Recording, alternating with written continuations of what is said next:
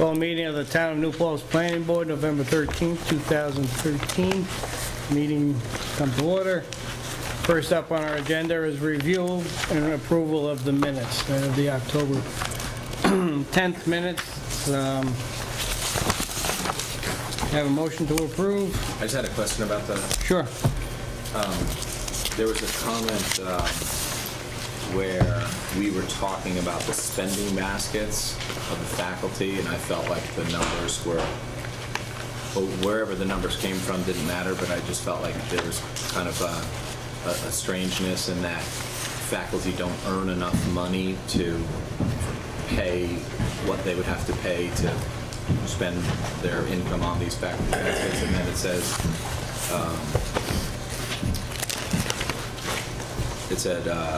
Mike believes that it is more likely to be about $750 per month in extra spending per faculty apartment, and not that much more. I just don't remember you saying the number $750, and if you did, how did you arrive at that number?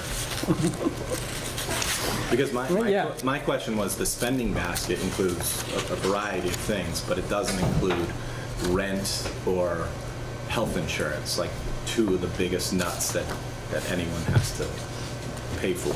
So either one of those things would be, or together those would be significantly more than $750 per household. Yeah, that wouldn't include that, no. For the life of me, I can't remember where the number came from in a discussion on that. And since I can't, we could take it out. Okay. So I'm on the first page. I just 1, 2, 3, fourth paragraph down, the last sentence in the paragraph.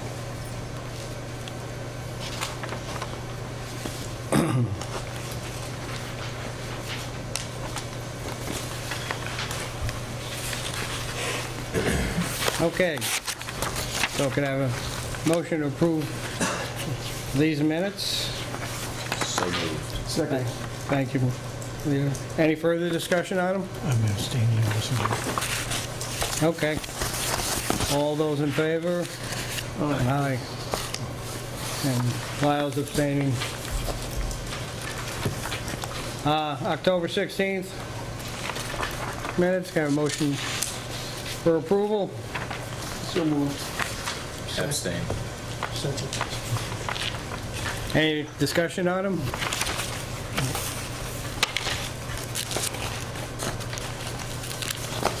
All those in favor? Aye.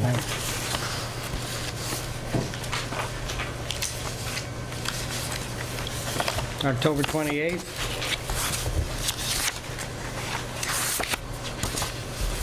Have a motion for approval? So moved. Second. Any, Abstain. any further discussion? Oh, you don't have enough then? All right, Lynn's at the meeting, and I'll have Lynn's vote. 28th meeting.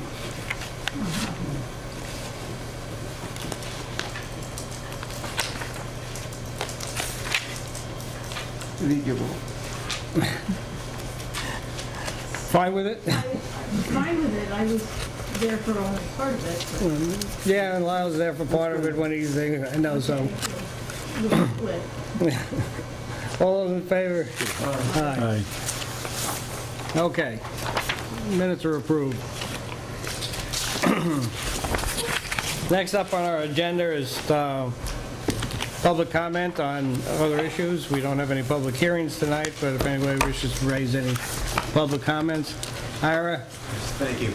I want to make a public comment based upon the fact that the last meeting when CGR wasn't here, when they were here rather, it wasn't taped. So the public is probably not aware of some of the comments made by CGR, which I think are important for them to know what these people said before the official public hearing so that they have time to look at what's going on. Let me just start with the fact that they said that the ambulance corps doesn't need to be funded, that it could work on its own. We all know that the ambulance corps only gets paid if there's an actual transport. So every time they go, they don't get paid. And, you know, I think the residents should know that this was a statement by them, because this is very important to those, you know, like, and I'll give you an example for myself. When I needed the ambulance, I was the third in line. And they had to go out of town, which is a whole different story. This is not something you look at and say, well, you know what, don't fund them. You know, you don't want the ambulance corps running at a loss where they have to go back on services. But this was his statement. The details I'll talk about at the public hearing. But this was his statement, and this is a very important statement because it's something that, you know, people should know that that's what that's what he said. I haven't gone through the report. The second point that I think they should know is that, according to the gentleman from CGR, the fire department told him they don't need any more equipment. That may or may not be.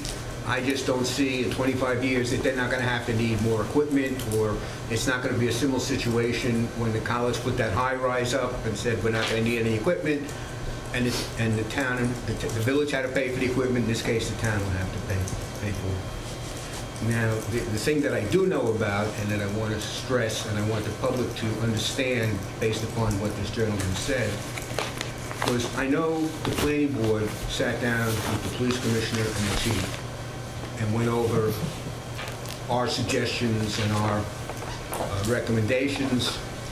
We explained to the planning board the difference between a call to the town and a call to the village, one being 4 times as more expensive than the other. This gentleman decided he was going to still use, and we had this discussion with him, he decided he was going to still use his philosophy of a square peg in a round hole. When he says that the number of calls to the village and the town is the same, and when he says things like, we do too much preventive service, I think that's terrible. Well, you know, what does he mean by proactive?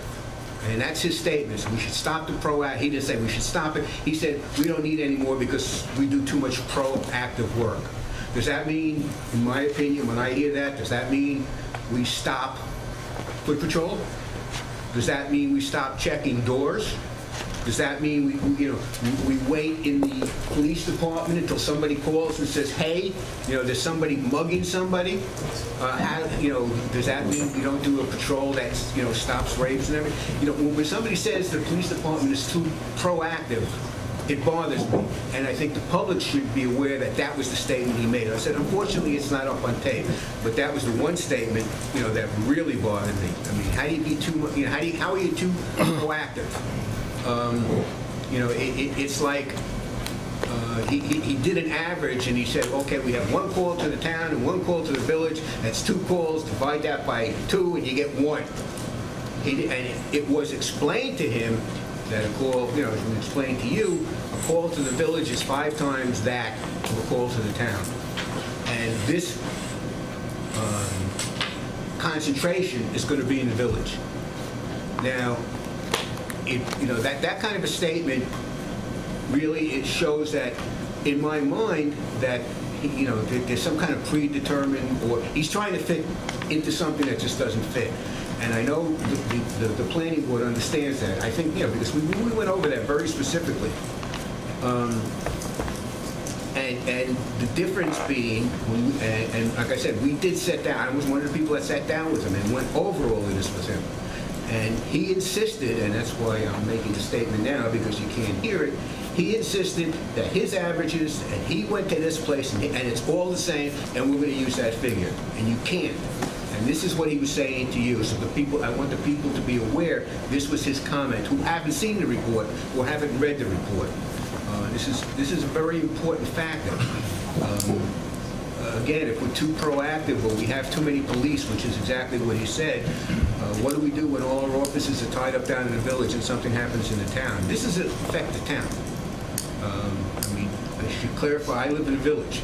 So my effect to the damage that's going to be done by this project to the economic base and to the homeowners is going to be negligible, because the village, doesn't have the same tax structure as the town. It doesn't pay for as much, in certain services that the town does. So I have no axe to grind other than fairness. I just didn't like what I was hearing, and I just wish that it had been on tape so that the people could see it, because, this is what I'm saying and I'm remembering from a while ago. And I said I will go further into details about why I believe this is detrimental at the public hearing. Hopefully, the public hearing will have, a certain amount of input in addition to what the planning board already knows. Thank you. Thank you, Ira. Anybody else wish to make any comment? Paul? Thanks, Mike. My comments kind of technical tonight, and I want to apologize to the board if I'm raising an issue that they've already dealt with, but I've been reviewing the DEIS on the Wilmore application, and my question, and I realize this is not a give and take, but I want to raise the issue, and hopefully there'll be some information available. Closer to the mic. You want to come? We don't have one. Come up here and just use the mic here. And I didn't have my hair done. And it keeps getting in my eyes. So it has to do with section 14020. I believe the Wilmorite proposal is in the RV variable density residence district. And in 14020, section 14020, paragraph B, and then item 4 in parentheses, under the schedule of standards, the minimum lot area is 10 acres, and I believe the JAM of New Paltz Incorporated has an 8-acre parcel that they want to subdivide to provide the water and sewer, and there is a provision in the code for changing that, however, only if it's for an adaptive use. So I hope, I didn't want to come in and ask Kelly these questions, and I'm not really asking them for an answer tonight as much as to have something on the record where I don't want to raise this at the public hearing. I think it's highly technical. It's probably being dealt with. And also the per dwelling unit criteria is 3,000 square feet for 1 bedroom.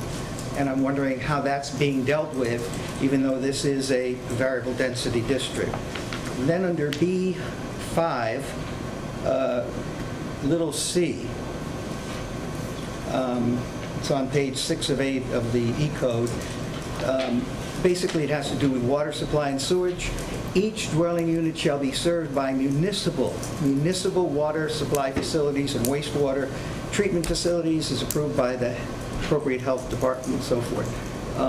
We know that it's going to be the proposal is for a private 8-acre site.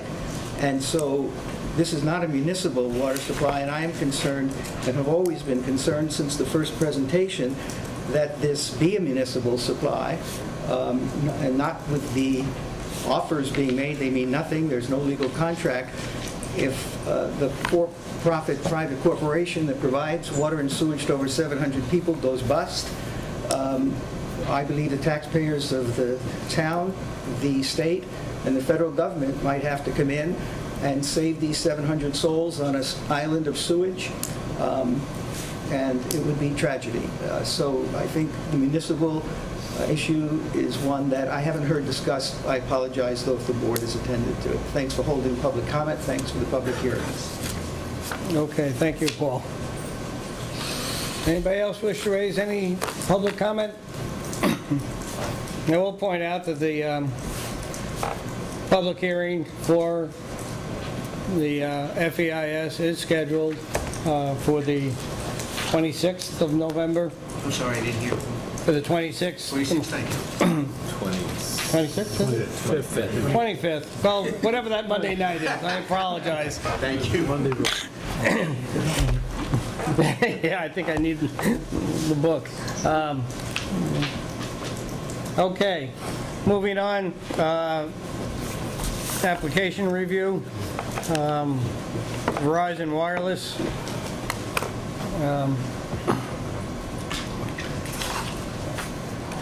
Dave, you want to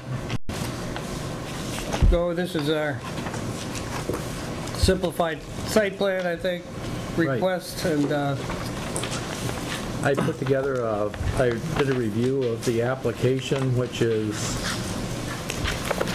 installing some signal boosters to the back of 3 antenna on the Verizon antenna that is off North Ohioville Road. And my conclusion on that was it wouldn't qualify as a simplified site plan because of provisions of a Type 2 seeker action.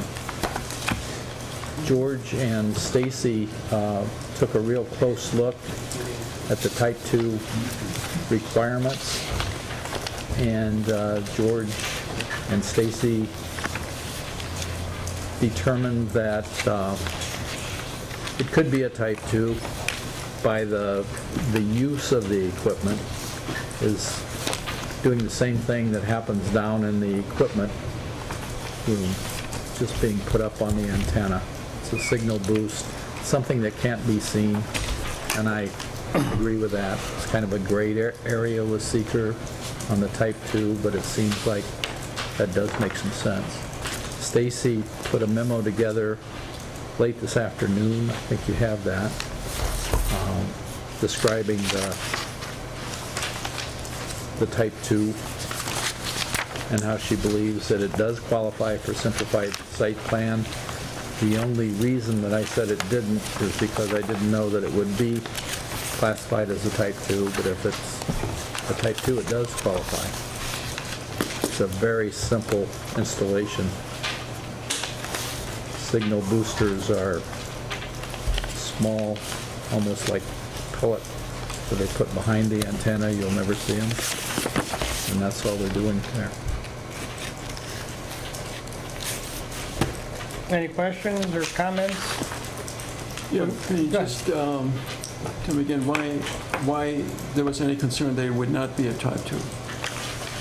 I looked at seeker, and there's a provision in there that says that if it's under 4,000 square feet, it's non-residential, and it says accepting for telecommunication facilities. So that, for me, kind of kicked that out. Right.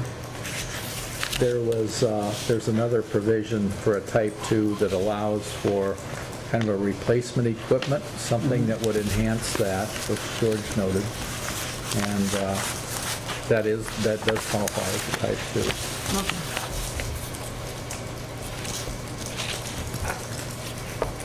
2. Any other questions from the board?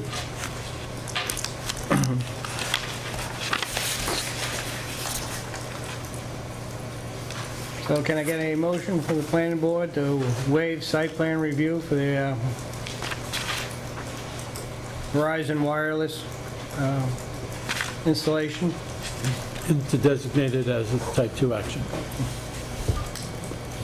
Well, first, we'll designate it as a Type 2 action. Make a motion to designate this as a Type 2 action. So moved. Thanks, Peter. A second? I'll second. Lyle seconded it. Any further discussion? All those in favor? So, now I can ask for a waiver of site plan review and authorize this under a simplified site plan process for the Verizon Wireless installation.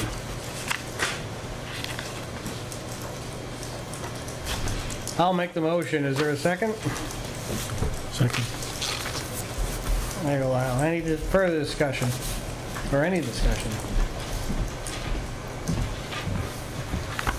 Well, all those in favor? Aye. Opposed? Okay.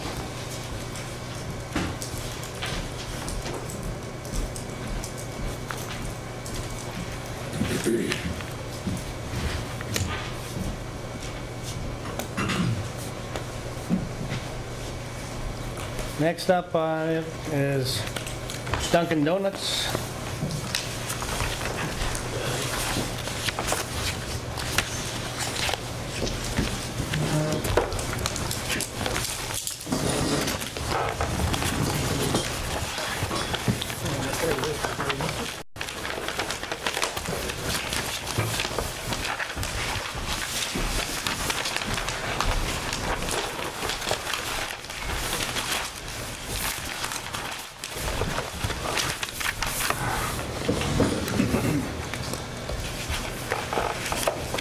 Okay.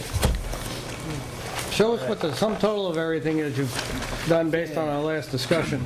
Okay, yeah, based on our last meeting in September, we took the advice of the board and I guess our preference, which was to relocate that 8x18 walk-in cooler to the rear of the building. We also did some plan improvements in order to improve the clarity. I think Mr. Clauser had that comment. We provided information regarding a monument sign. We added the bike rack as requested. We also provided a lighting plan, and there was, I guess, a minor drainage improvement that we're looking to do in order to pick up some roof leader drainage and improve a low spot that happens in the back of the building. Yeah, I think that's essentially it. And you're not changing the size of your parking lot? Correct. That's an advantage for you. Dave, you want to go over? I had just a couple comments. One was, we'd like to see a detail of the catch basin on the plan. Okay. And the trench detail also. Parking area, there needs to be an unloading zone for the handicapped accessible spot. It needs to be painted out. It needs to be 8 feet wide. All right. That will reduce the number of parking spaces. We still have enough there to meet the code. Bicycle rack was shown in the grass. We just want to make sure that that's where the board feels it's most appropriate, or if there's another Where do we have right now? Yeah, we had it over here. There's a picnic table. We had kind of thought that would be the best spot for it.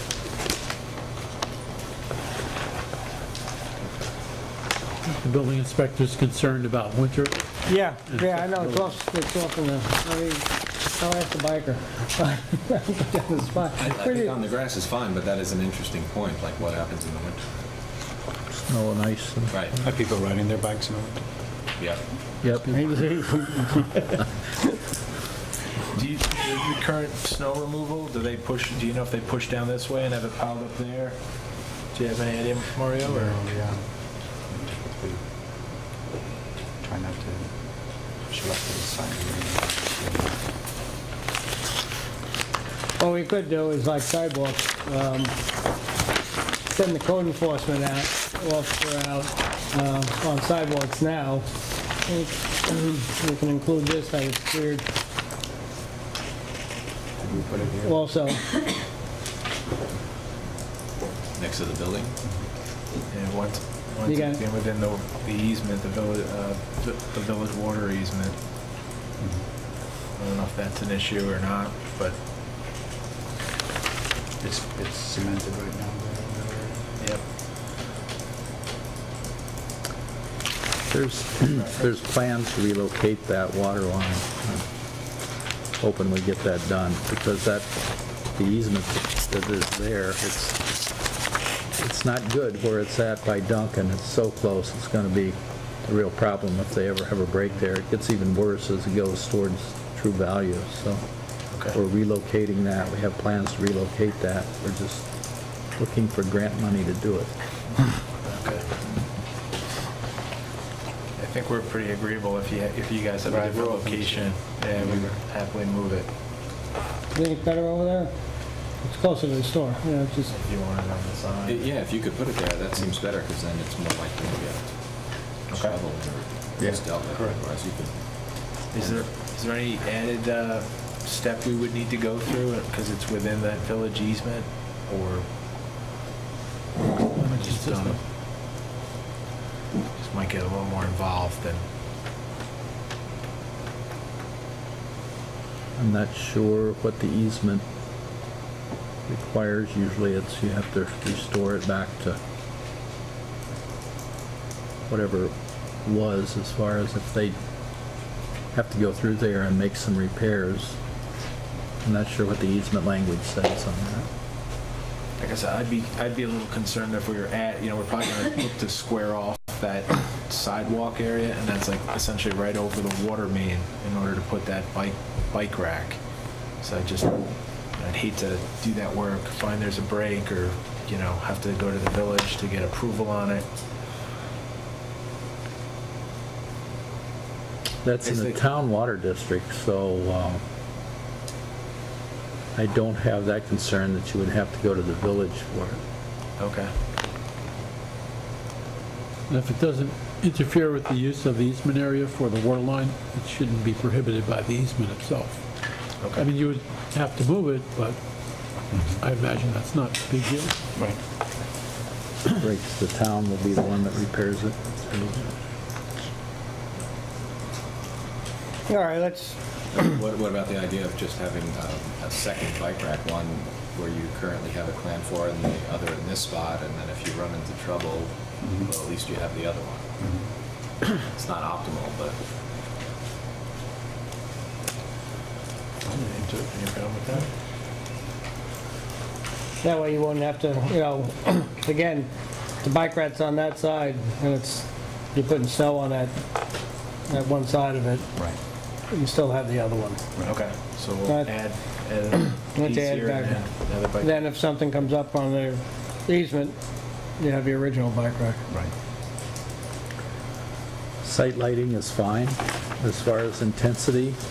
We'd like to get cut sheets for the fixtures. With the proposed signage, we were looking at the monument sign, and I believe you're over on that by about 5 square feet from our calculations. That's something that Stacy will be able to advise you on. Okay. The setback off of Cherry Hill for the front yard is only 35 feet instead of 65, and that just can be changed on the plan. Okay. The easement for the guy wire. There was an easement that was provided, a sketch map that was provided along with that. I just urge the applicant to keep trying to coordinate the execution of that easement. It's a real public safety factor. Did we hear anything back from the owner? We'll follow up on that, yeah. Okay. That's something that's long overdue. We really need to clean that one up. Okay. And I just advise that you can take a look at 14052, which is the site plan standards, and anything that in those standards that doesn't seem like it really fits with this, we need a written waiver request.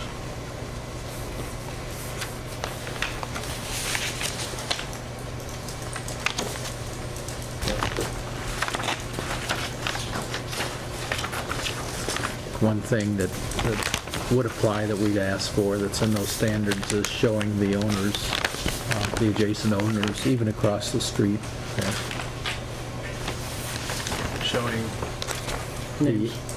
Identify the owners for the properties across the street.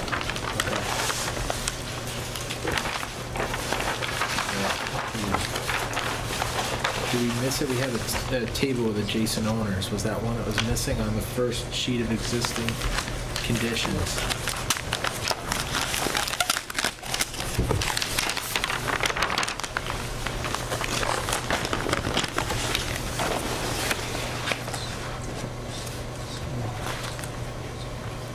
Okay. That does.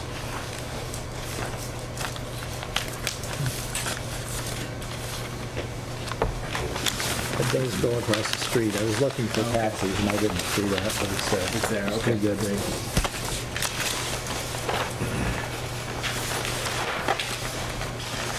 That's it.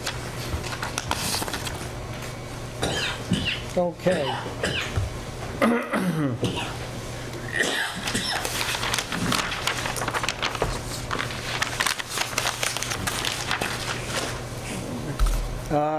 Board comments.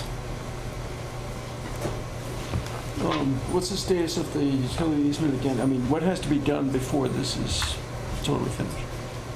We need to get the owner of the property to sign the easement, basically. Oh, he has to sign it. It's a 150 square foot easement or Okay. something thereabouts, and it doesn't really affect the work that's going to be done here, but it's But- critical to But he being hasn't able signed to it yet. finish that. But it's now shown on the diagram, the easement that we're talking about. Provided, an easement Okay. document.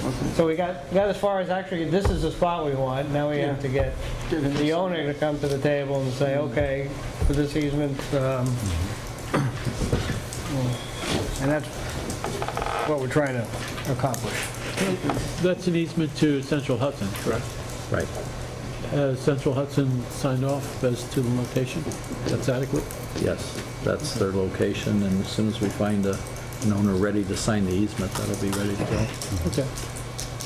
What does Central Hudson plan to do? They had planned, at the time we did Stop and Shop, to move some poles in that area, and the plans were drawn up, and the state DOT's work request was accepted. We started the work, and Central Hudson changed their minds on what they wanted to do with the poles. And one of the guy wires now would be back on that property with the pole arrangement that they want now. So that kind of stopped that right turn lane from being built. So we got that guy, and the pole relocated with the guy in that easement. It's been going on for a long time. It would make that exit wider, use an extra lane. Yeah, you know how crowded it is. Yeah, it's a little tight. There's Because you're, a taper that wasn't completed because of this. So it's nothing to do with like natural gas lines. No, this is the guy wire on for the pole structure above. it's a true left lane. No. And you know, we had the opportunity, we got it on a diagram, we got to get, you know, the owner of the property to the table to effectuate this. Aren't you authorized to speak for the owner? It's a limited authorization. Sardina Brands is the franchisee who obtains the lease through Dunkin' Donuts Corporate. Dunkin' Donuts Corporate is are the folks that are dealing with this owner. So I've had a couple conversations with him, advising him that this needed to be done, and I think actually your office might have reached out to him as well. But what we'll do is, you know, make our contacts with Dunkin' Donuts Corporate and advise them how important this is. But that's, you know, we're kind of going through a few people. No, you've been really cooperative to this point. I mean, we've gotten already farther than we were before. So. Do we want to do a secret determination now? Dave, you got a...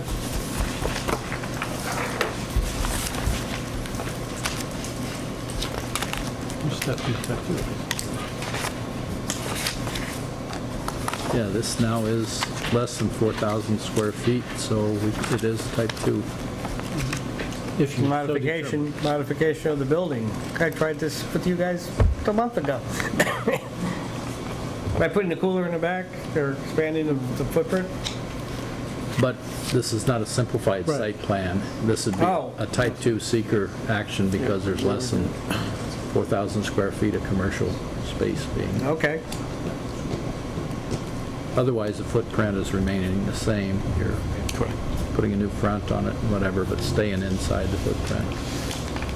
So, being that it's less than 4,000 square foot commercial, and minimum change actually to the property itself, we could classify it as a type 2 for seeker purposes. Does anybody have, well, can we make a motion and have a discussion? So moved. Second? Second. Thanks, Tom. Okay, any discussion on it? Okay, all those in favor? All right. That done, two places this still has to go to. One is to the ZBA for variance on the rear yard setback. I would like to send it with a recommendation that, from the planning board, that we think this is the best design for this site. Have we had any comment from the neighbor? No. You know that? You just- Unless I do a mind probe, I really don't know. I can answer that, but There There is is a- that second variance, which may be required for the sign.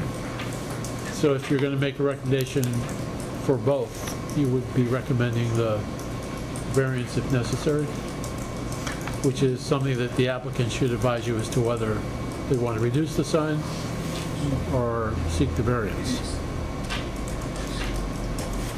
Do you recall when you reviewed the sign? I know we added the 911 portion, the address, the 250 on the bottom, and that was done in like a brown to match, kind of play off the perimeter Dunkin' Donuts portion. We hadn't thought that that would be included in the calc, just because it's got those 4-inch letters. I don't know if that might be that 5 square foot that we were off, but we were hoping we were there. I guess that's something we could tweak or what.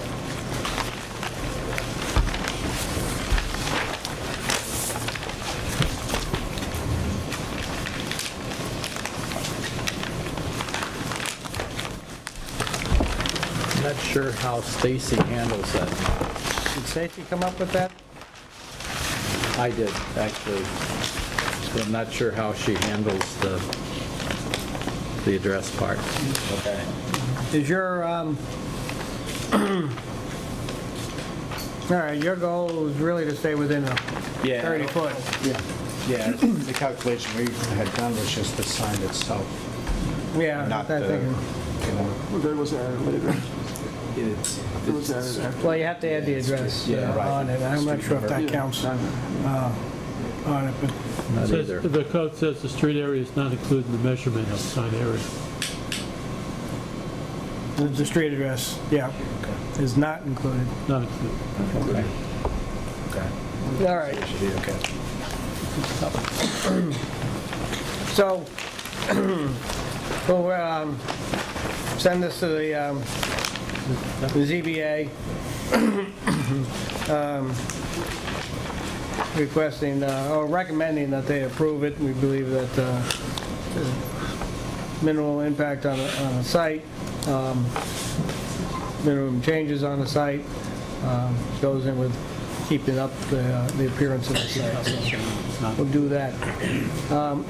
We still have to send it to county for their review. So I have a motion to send this to the county. So moved. Thank you, Lyle. Thank you, Peter. Any discussion? All those in favor, say aye. Give you the feeling the ZBA will meet December, right? Kelly?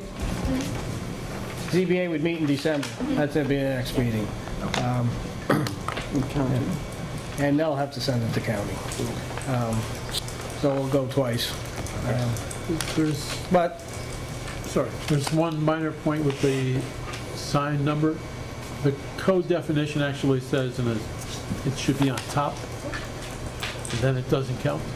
So I think we do need to check with Stacy and see how that's interpreted. all right, what I'm going to write down is just, that's fair, we'll give her the sign and then we'll verify. I know you want to stay within the, Might be on top because of the snow, too. That's my guess.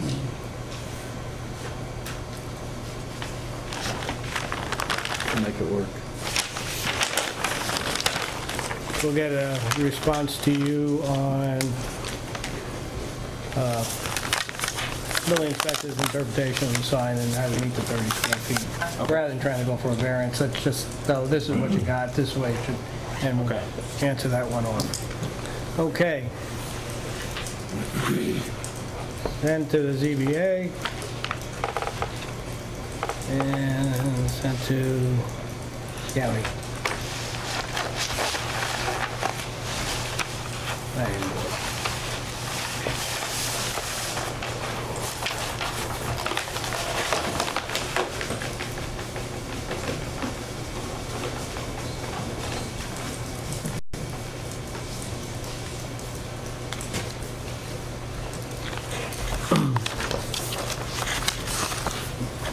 just sign a minute. It's just notes of what we've done today.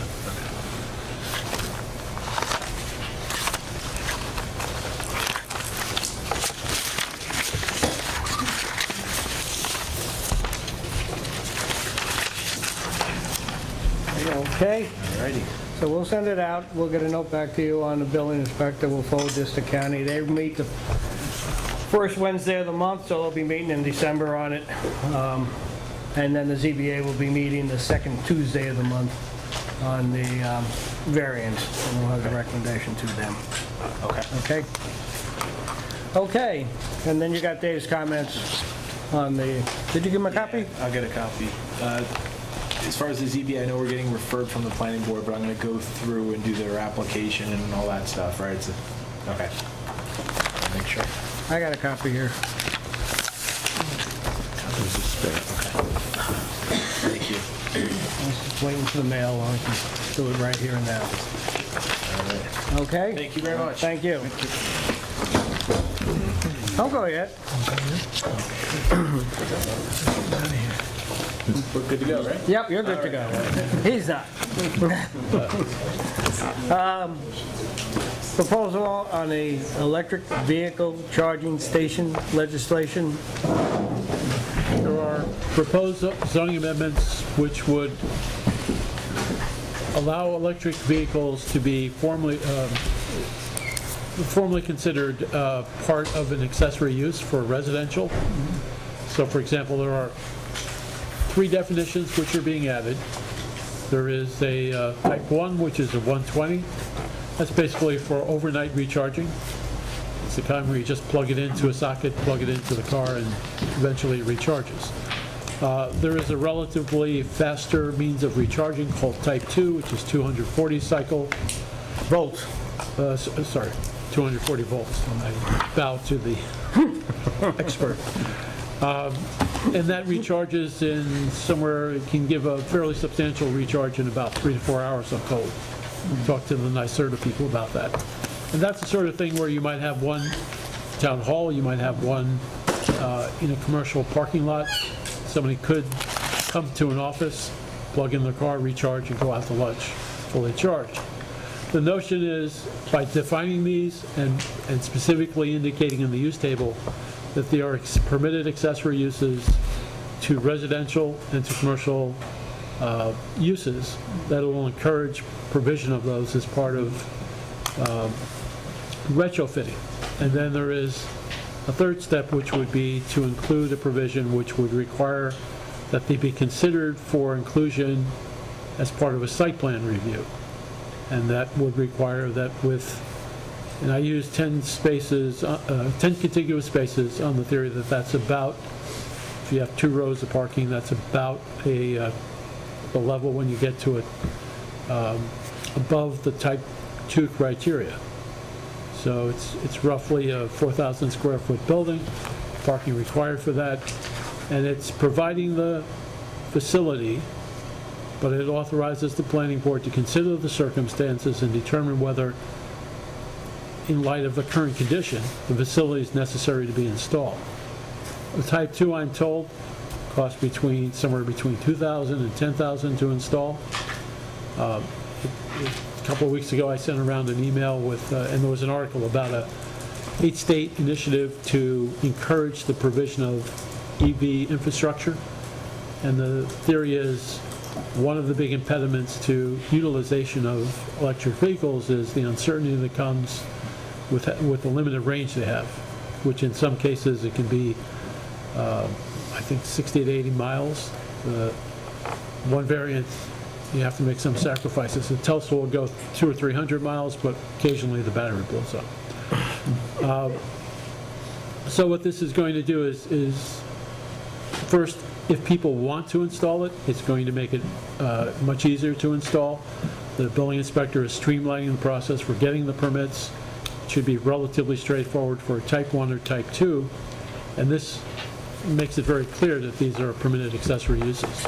The second step is incorporating these into the site plan review process, and that would be a step above what is required by the NYSERDA standards, and that is intended to encourage either the provision of the facility itself, if it's warranted, or if the planning board determines it's not warranted, to at least provide the conduits and other stuff that goes below the ground so that these things could be installed in the future when they become a little bit more prevalent.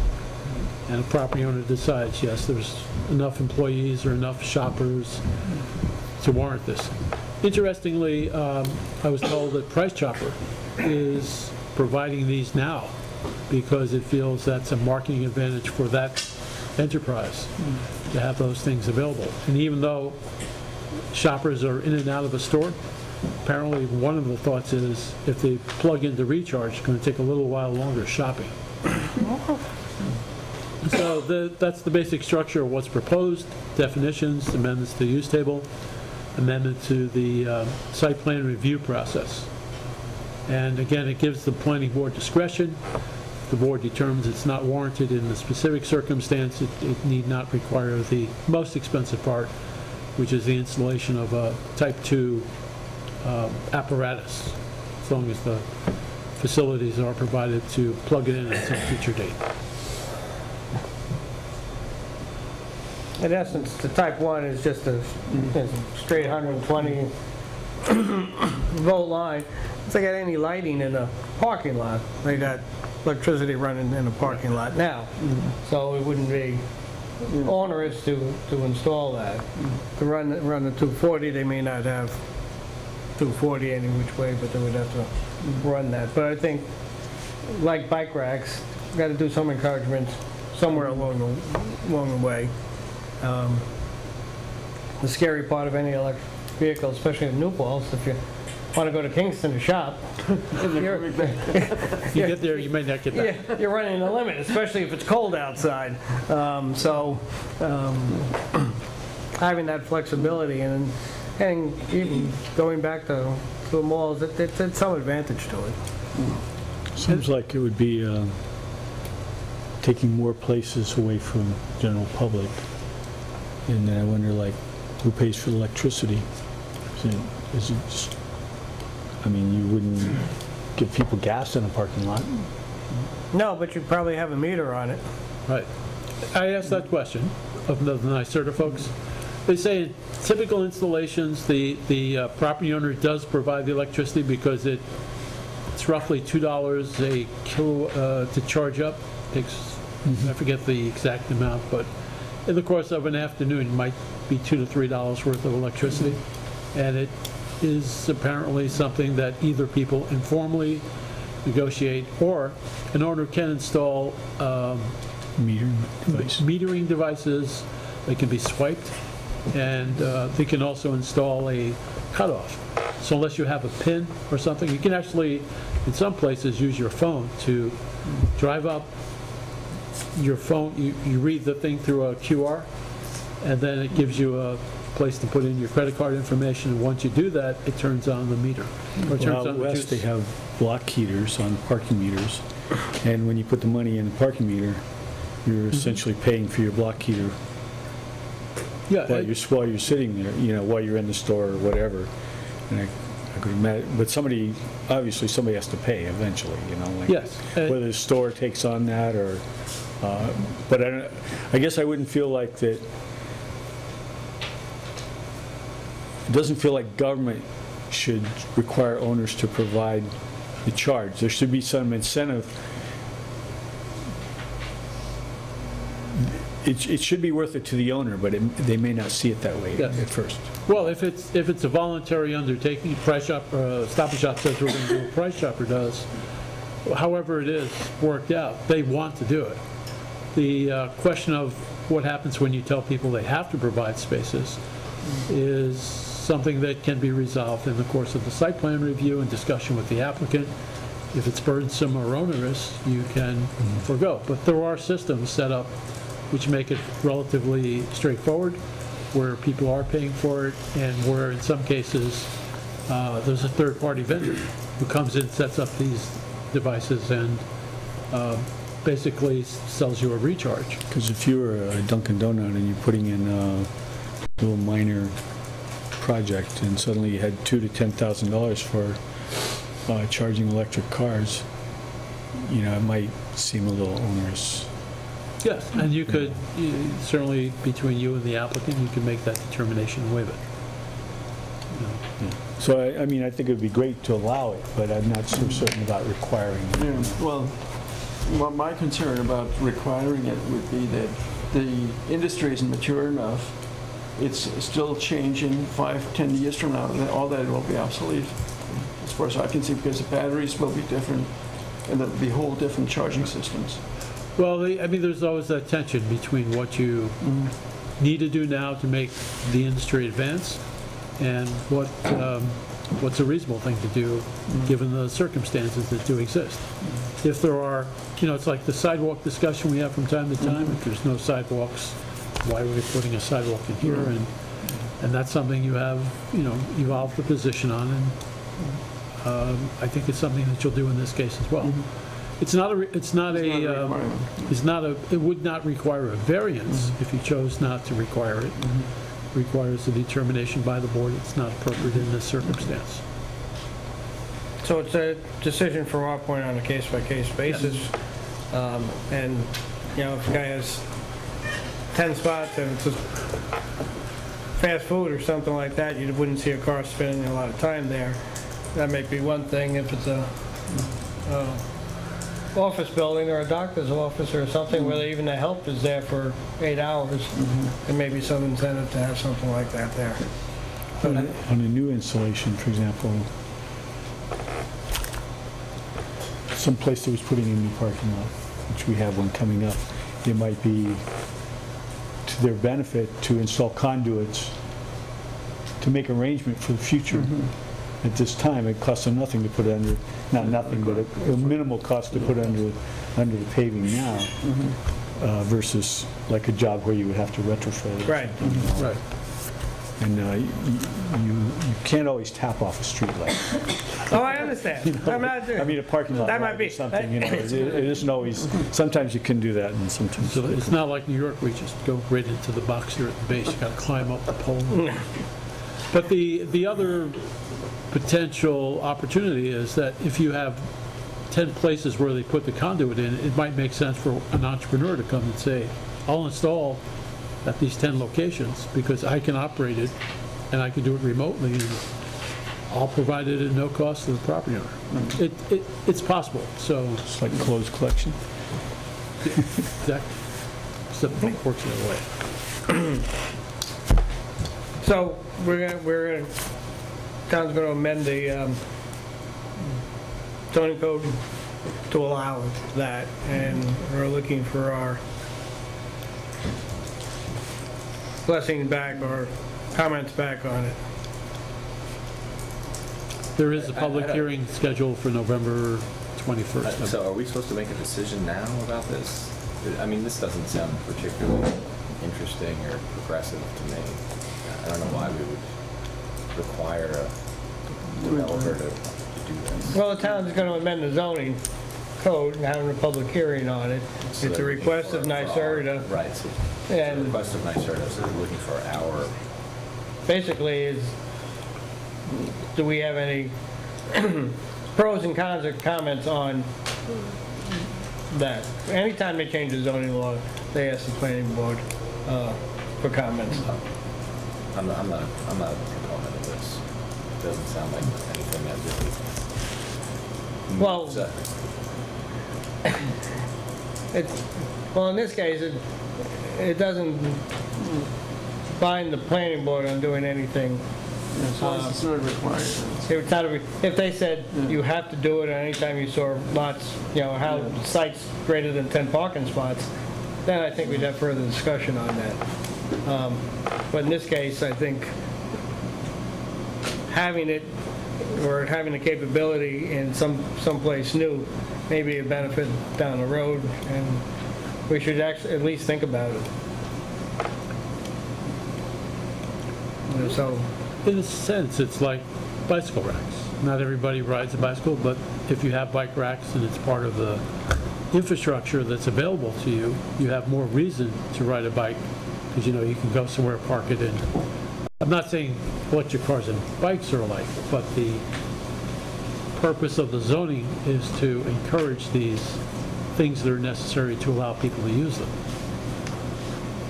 And the advantage to the owner might be similar, to be a bike-friendly business or to be electric car-friendly business. Somebody might go, say, to Stop and Shop or ShopRite, one or the other, depending on where they could charge their car They can plug in. while they're there. So I would be much more interested in this if this had something to do with charging stations that were required to get power from solar, but getting it from Central Hudson,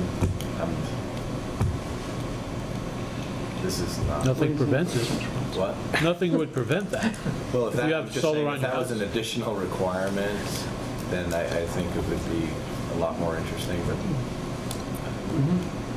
I'm really not a big proponent of encouraging more business being sent to Central Hudson. Well, that could be an aspect to it. I mean, we could encourage that somehow, to have it solar. I think if that was baked into this, it would be much more interesting.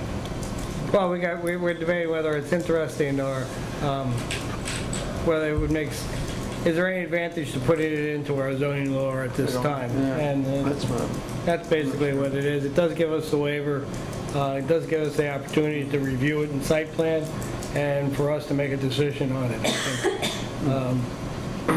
That is a point you could make to the town board, and say Yeah. that could be a benefit to incorporating that and making it more greenish, you know, more, it can be done. It certainly is, you know, I think, done in some locations. So encouraging it as a consideration in review of site plans is good. The first question I'd have to ask is what size array would you need to charge a car at 120 volts within 8 hours? You know, Right. how big of an array of solar do you need for something like that? But if you had people with electric cars, they could form a cooperative and invest in it so that they're paying for it cooperatively and using it as they needed it. You know, it wouldn't be necessary.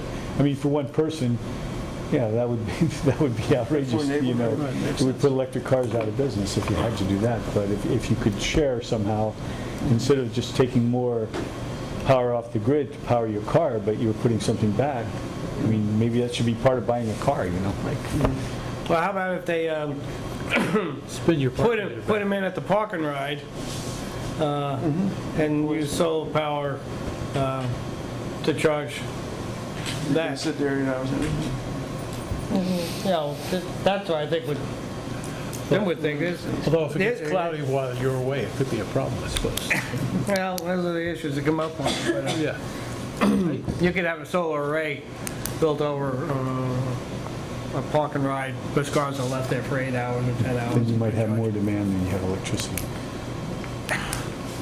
Well, market is supply and demand.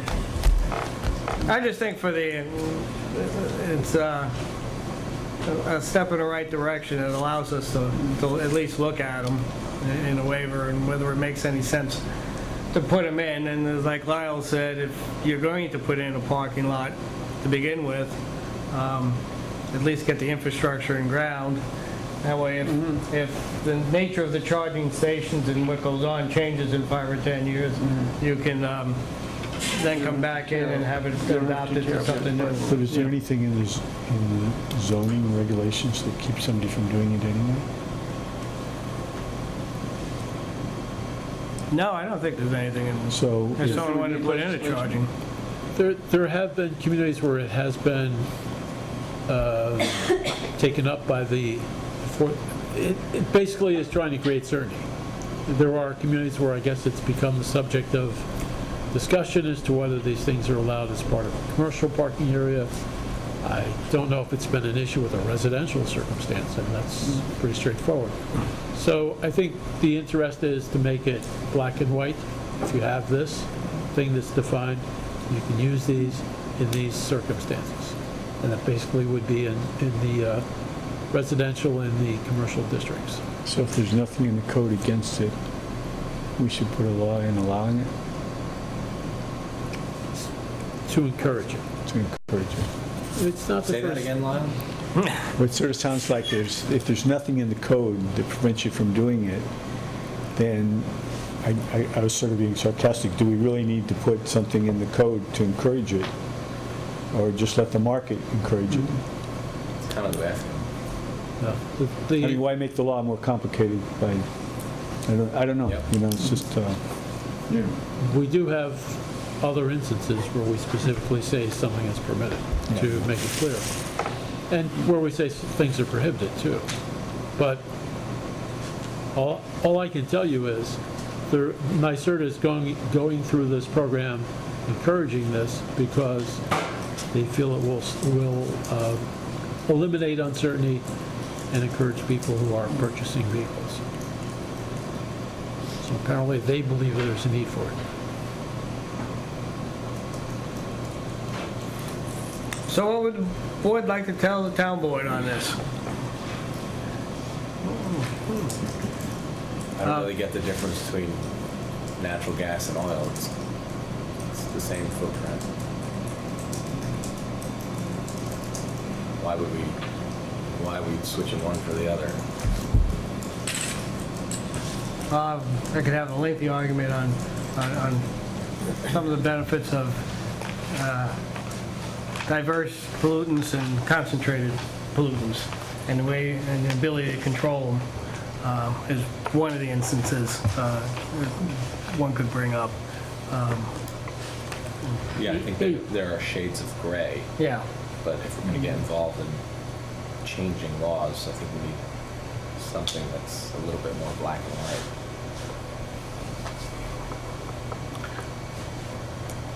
How about the board is indifferent to whether the town approves this or not, since it's... sounds like we are. Or mixed. I'll get Individual statements to the. Yeah, well, any time the town proposes a zoning law, every member of the planning board has the right to attend a public hearing or notice the town on how they feel about the law. But I think we can safely say that the planning board is Not impressed. not Yeah, sure I of think they need the... to go back to the drawing board. No, I won't go that far. Chastise the town board.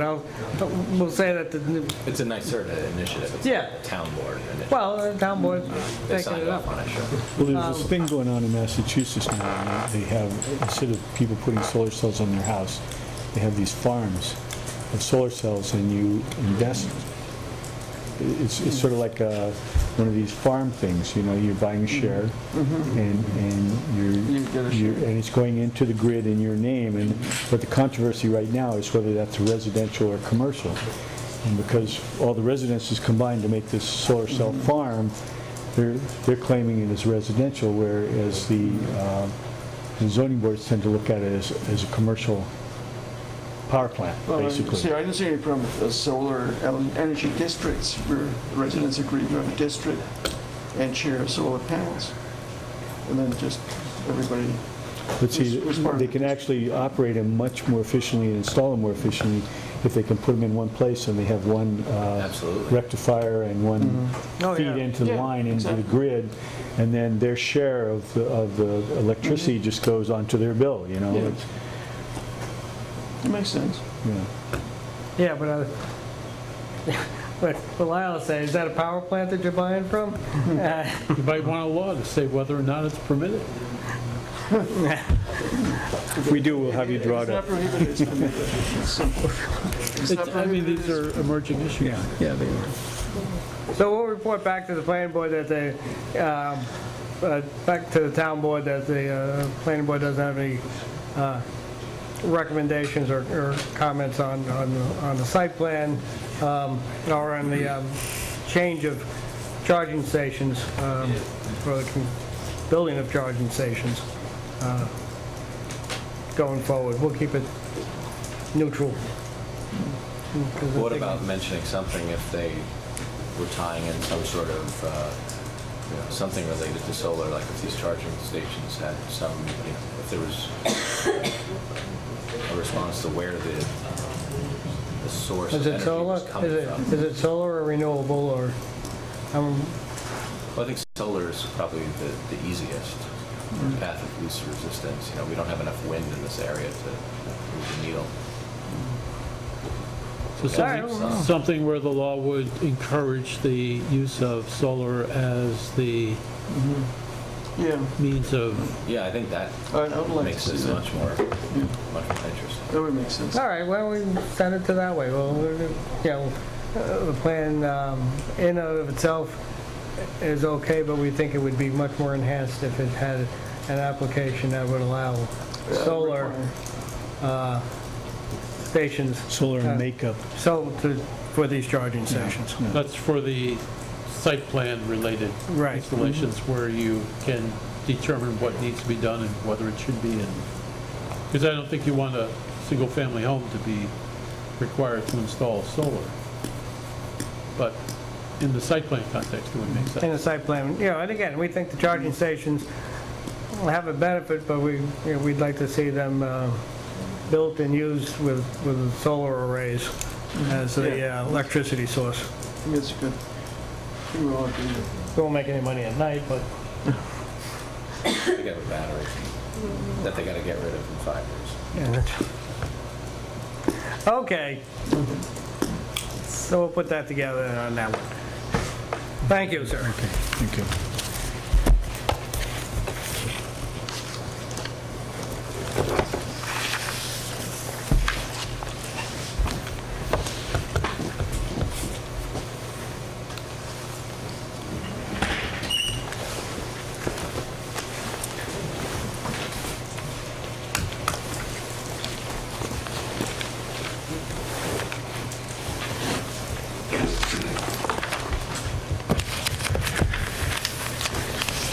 Well, come on up, let's chat.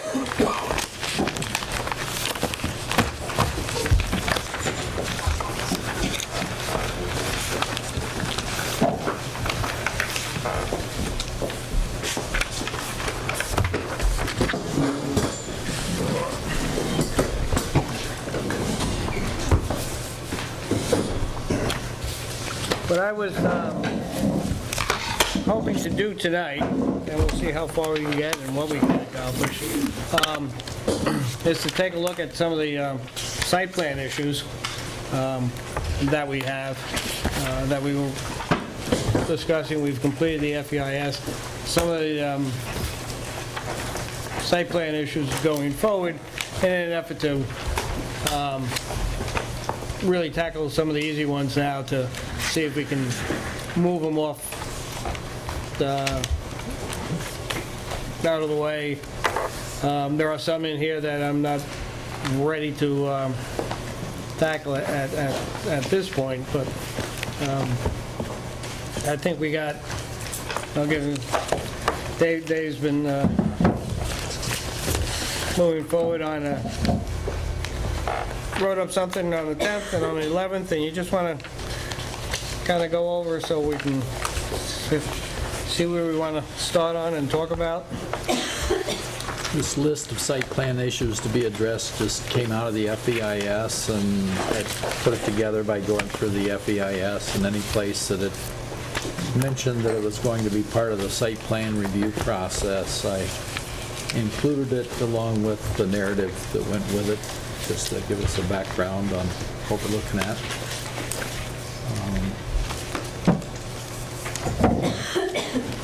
Some of these were mentioned several times in the FEIS.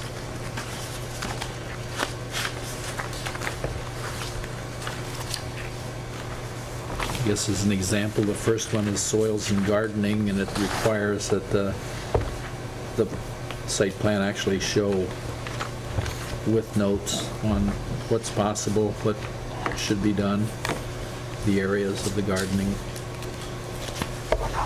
and the restrictions.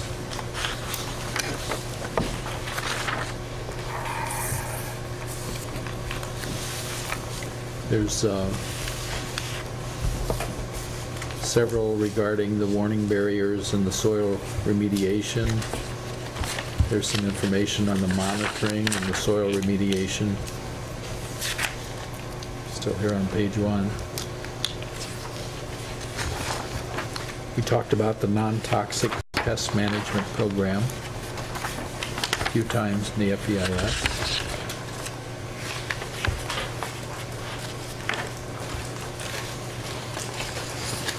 Some tree planting specifications, which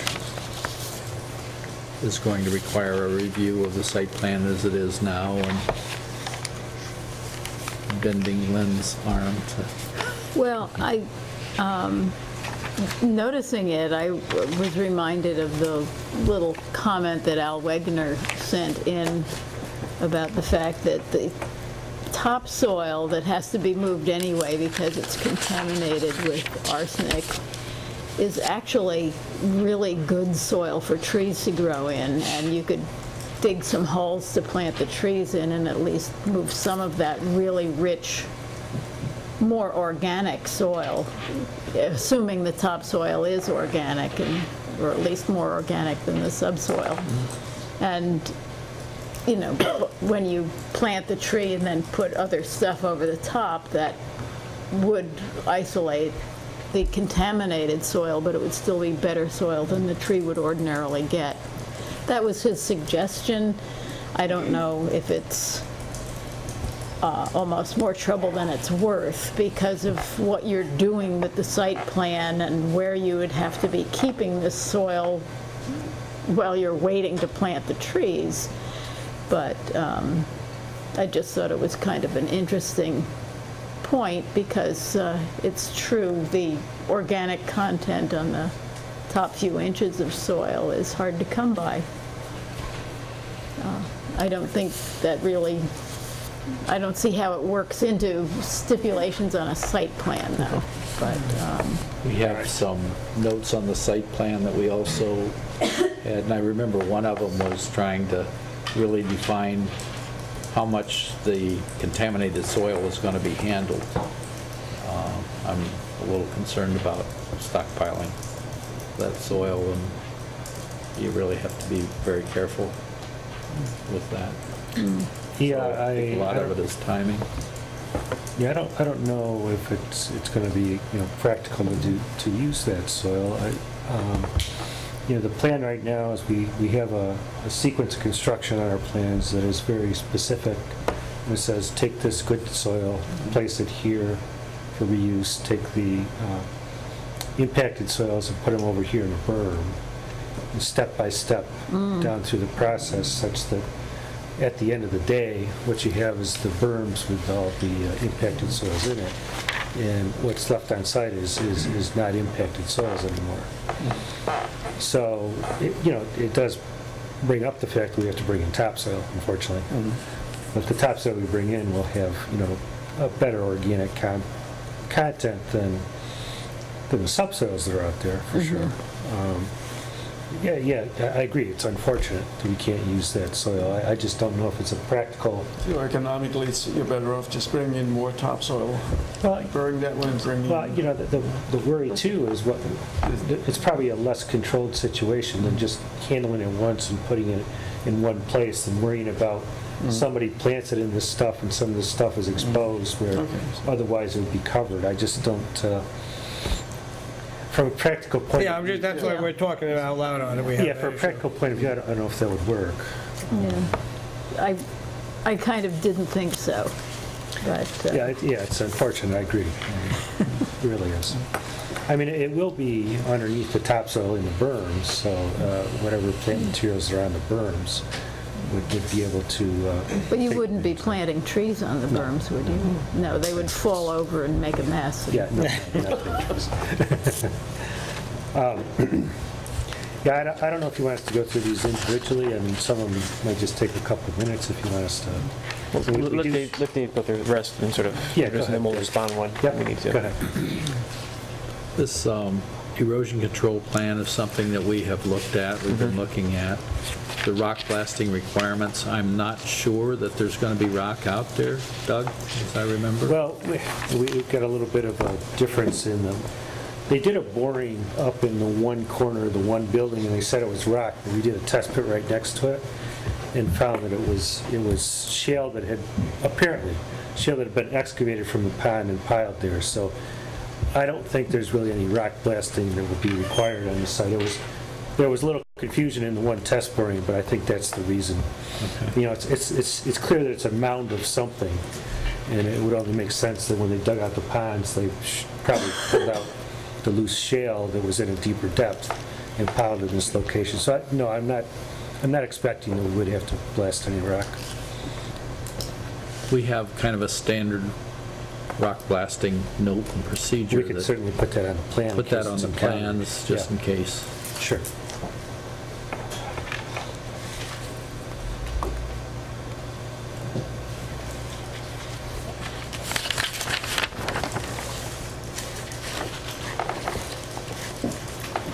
I think issues that have to do with the water and sewer we'll pass over just because there's going to be a public hearing. I'm sure that that's going to be part of the discussion because there was information that came about on the water system in particular that wasn't available when the DEIS was accepted.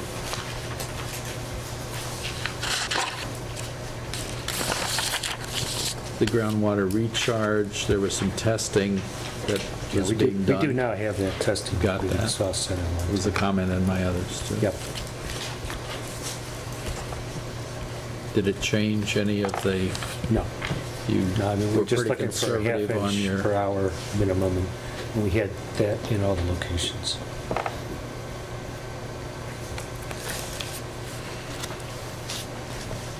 Wetland buffer enhancements.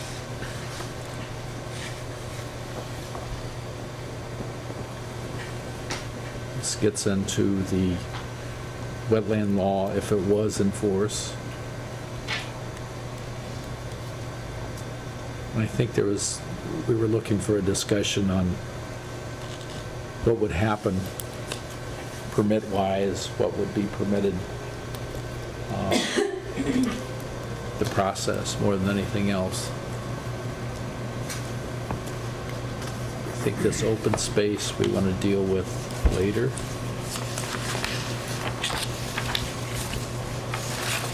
The land bank parking conversion is something that was discussed on how that was going to be dealt with. There would have to be information brought to the town showing that it was necessary. It was cited as far as safety issues or a detriment to leasing that could be proven. And then the process, I think the discussion on that is what's the process that would be used to determine when more spaces were going to come out of the land bank and be converted into parking. The advantage of that is it puts what the rule sets for additional parking on a table that we both agree to. You need this information to come before us to justify that. So we're looking at what what kind of information really that should be. I mean, waiting list of 300. Throwing out ideas on it. And obviously, safety issues. Parking violations would be a couple, but again, if you have to come back in for additional parking, what are some of the issues that you can document that we can agree with? Yeah, when you have these, then you can come forward with it. And how many do you ask for at a time, too? I mean, you have lots of them there. Is it 10? Is it 50? And maybe there's a priority of where they would go based on keeping them as far out of the buffer as we can. So I'm just, again, yeah, not that, a phasing plan or something like that. Yeah. Not that, you shouldn't have to come back and say we need more parking, and then we ask you, well, how many, and then what the reason for. If we have in here, this is the reason you're coming back, and this is the documentation you need for justification, and this is the amount that you would ask for on the first go Mike, around. it seemed like you were suggesting something, including some conditions related to where the land bank parking is relative to the wetlands, because I seem to remember, some of the land bank parking either was in some wetland areas or very close. Buffer. Buffer.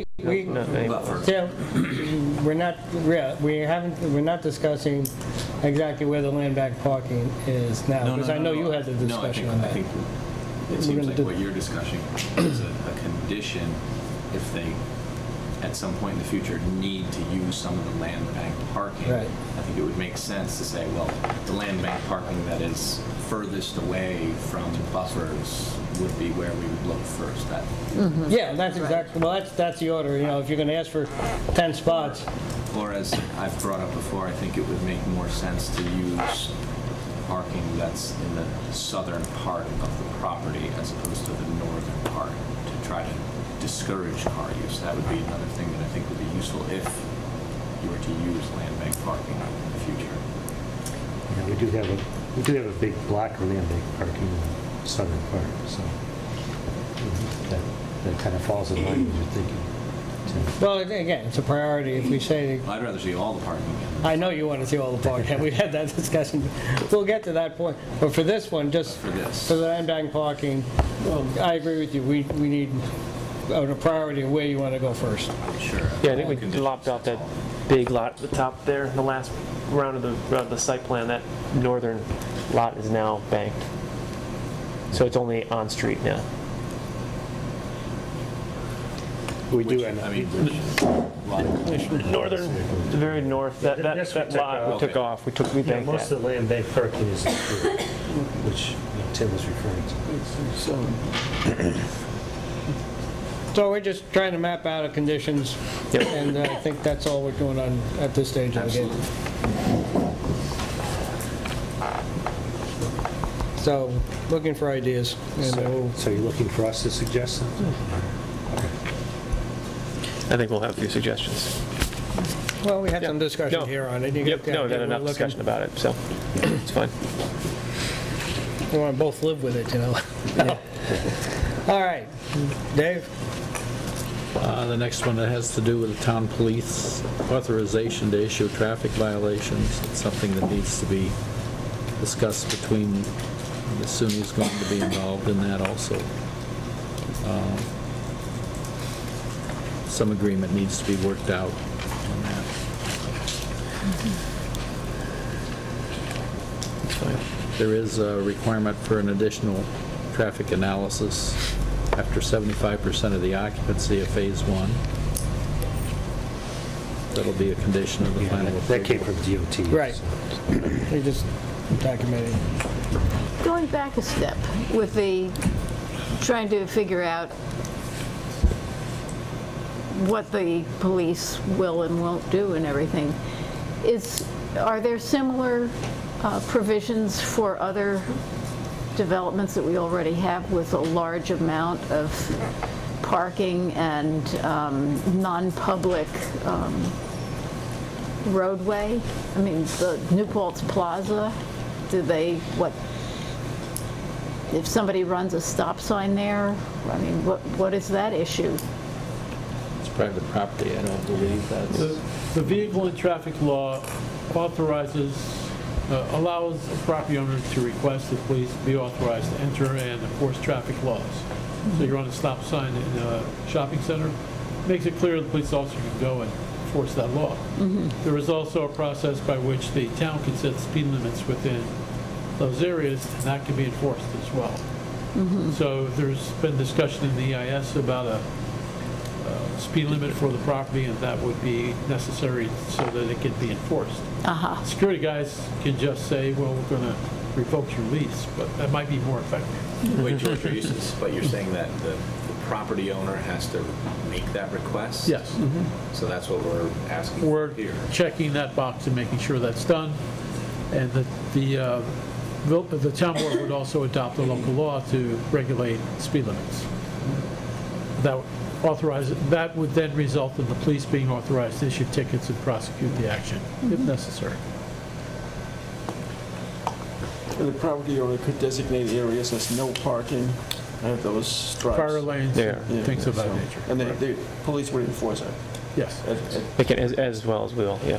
So technically, if a property owner did not ask for this type of enforcement, then they could, Well, it's like if you were speeding up and down your driveway. right? You have no inherent authority, as I understand it, to But if enter I in. killed someone on my driveway, they do have the authority. But Yes, traffic, I but have they to- wouldn't give you a ticket for speeding in the process. Wow, okay.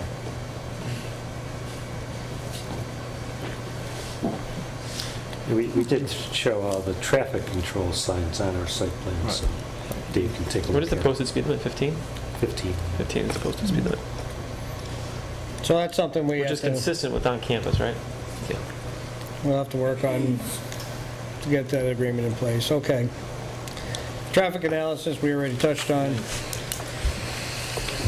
I would imagine George has been thinking about a developer's agreement and town inspections and, or maybe not. Every day. Or actually, every planning board.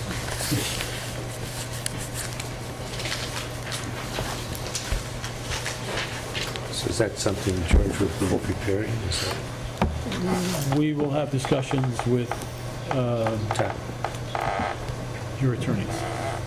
Can I be part of If they agree, that? Okay, sure. thanks.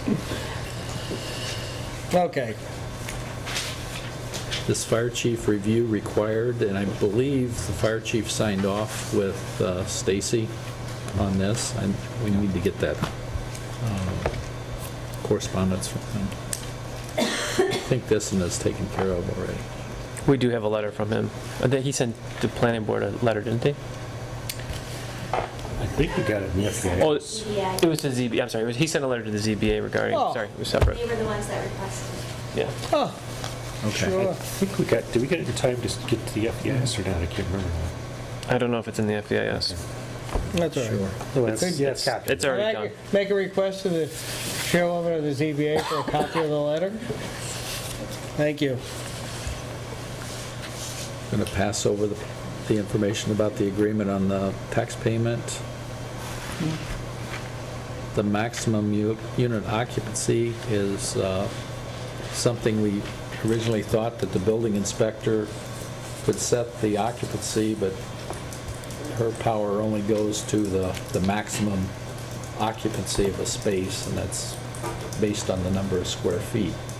So we're looking for some agreement on what the occupancy of the project is going to be. And there is a typo in that second line where the S after occupant says occupants per bedroom. Yep. The applicant, I believe, has represented one occupant per bedroom, correct?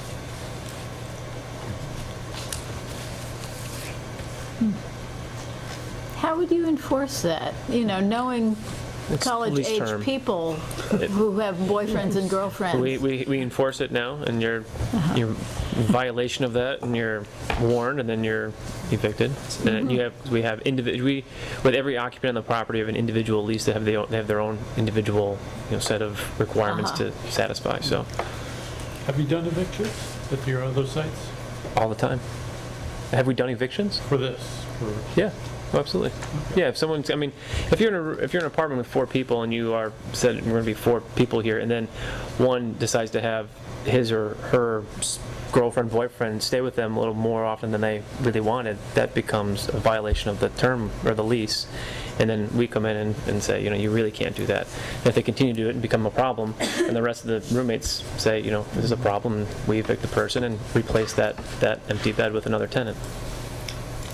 So, no, we handle it quite a bit. It's just tricky to enforce. Like, it seems like if you had a roommate who was complaining about that situation, that would give you a red flag. But, I mean, probably generally difficult to find out who's staying where when.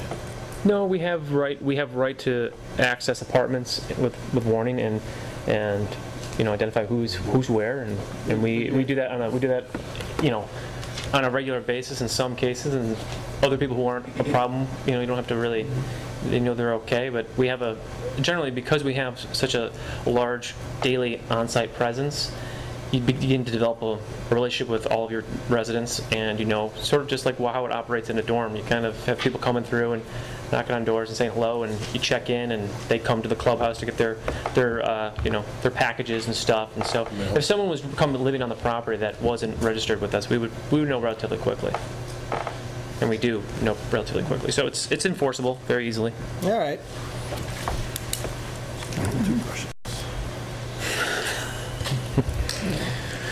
If there's no complaint, though, you... I know, yeah, there's no complaint.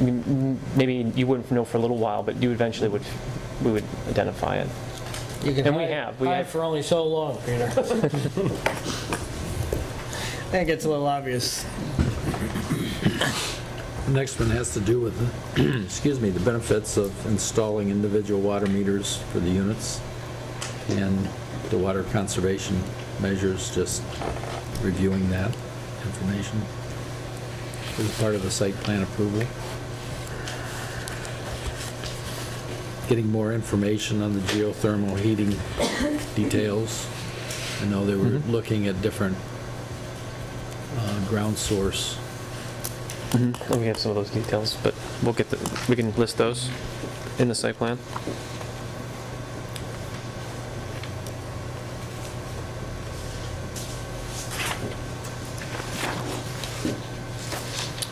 Being certain that the fire separation is adequate. I know there's some recycling and refuse bins that are going to go between units in some cases. No, it's not going to be between units. That'll be the only place outside of the internal unit will be in one of the recycle and collection corrals, which is really out by a parking lot, away from the building. So there won't be any like in common exposed areas outside the unit, any collection, you know, shared collection space. It's going to be outside of the actual building. It'll be separate from the building itself. I think we've identified those corrals on the latest site plan. They're on there. They're on there as well. So those corrals will be both for recycled materials and all other garbage. Yeah, we have 6 locations on the plan. Kind of take a look at. And it's separated from... Well, they're separate. Within. They're enclosed separately. So you have garbage and recycling. You don't have composting? No. No composting, okay. Doug, do you have that information with you? Could you show that? I can show the locations. I can see it. Do you have a detail on the site plan? The detail itself? I don't think we have the detail on the... It's on the site plan, but it's not detailed. The detail of the corral? Yeah. I don't know if he has it drawn yet, but we've actually worked quite extensively on this at different properties, mostly because kids, if you just put 2 gates on it, will open one up and it stays open, and then you see all the garbage, and in the winter months, you can't get the pegs back into the ground. So we worked through a process of basically, there you go, there's the detail. You have sort of a sheet, here's the double doors that open up so that the trucks can get in and empty the recycling and empty the dumpster. But then shielded around the corner, you have a walkway for kids to walk in and bring their stuff in, so that it's contained, and this has a door on it that basically just is on a swing hinge. So it stays shut, it stays clean, and it works well. And it's not just a fence, you know, it's masonry, so that it looks nicer than just your standard, what you would see at like a chain link with slats. Yeah. Right. All block. Okay. Newtown preferred. That's good, we'll keep the raccoons out too. Maybe, We'll put up no raccoon signs. maybe the bears. Ah, Or if they get in, they won't get out. oh, good. Even better, I think. There's quite a few signs that are on the plan already, and there's some additional signage that'll be reviewed.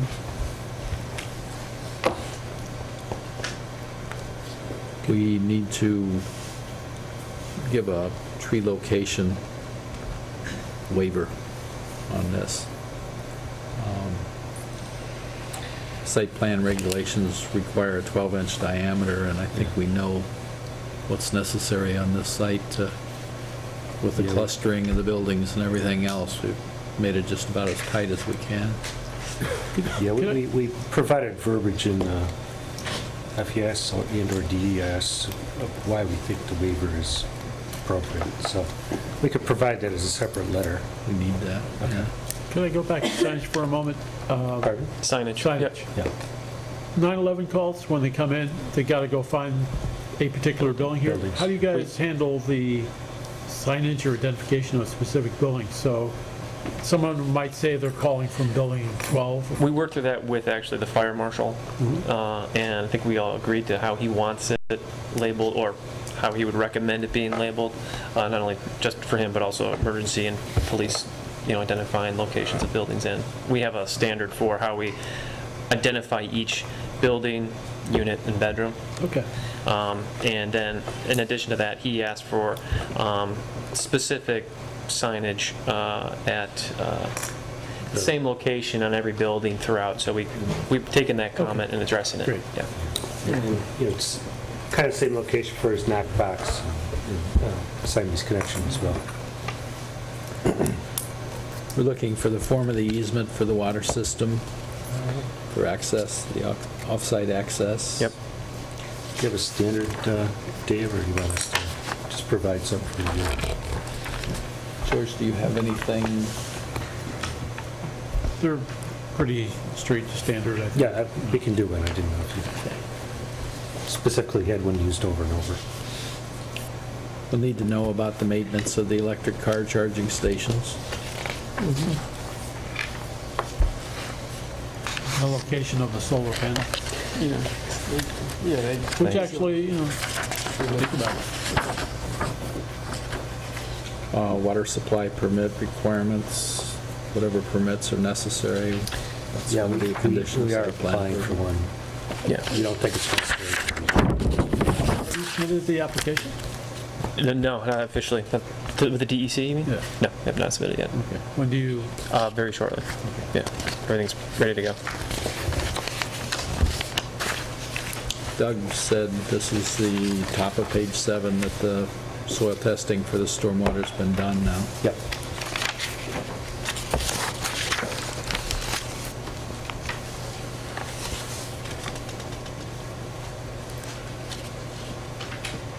And the water system is going to be a subject of the public hearing, so I'm going to skip that for now.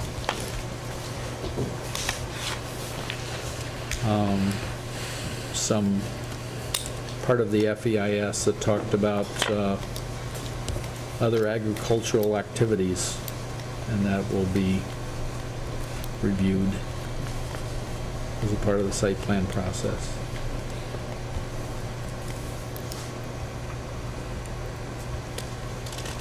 Mitigation of enrollment increase.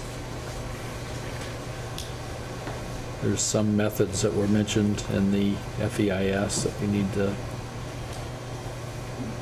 document.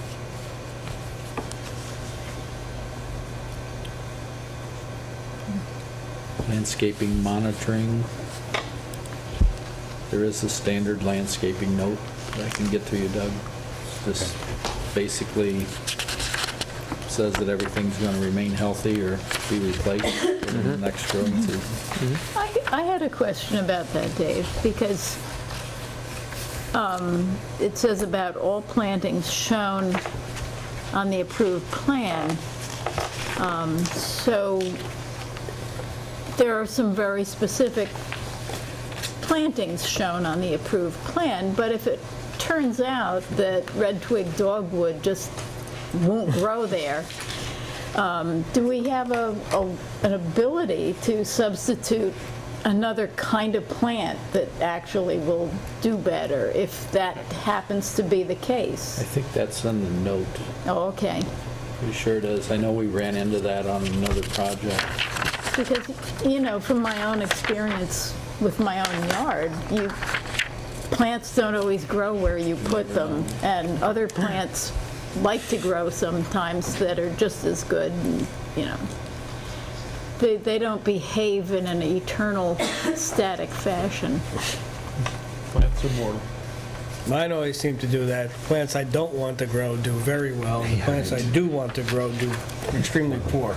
So, Yep, it's one of those rules. that's what I think it is. think it's Murphy's Law. Murphy's Law too? Yeah, you probably had help in I it. think there's a special rider to Murphy's Law regarding weeds. Poison ivy. There's also integrated pest management procedures as far as monitoring when the case that some other method needs to be used because the IPM is not working. We need to just have a few more, I guess, triggers on that.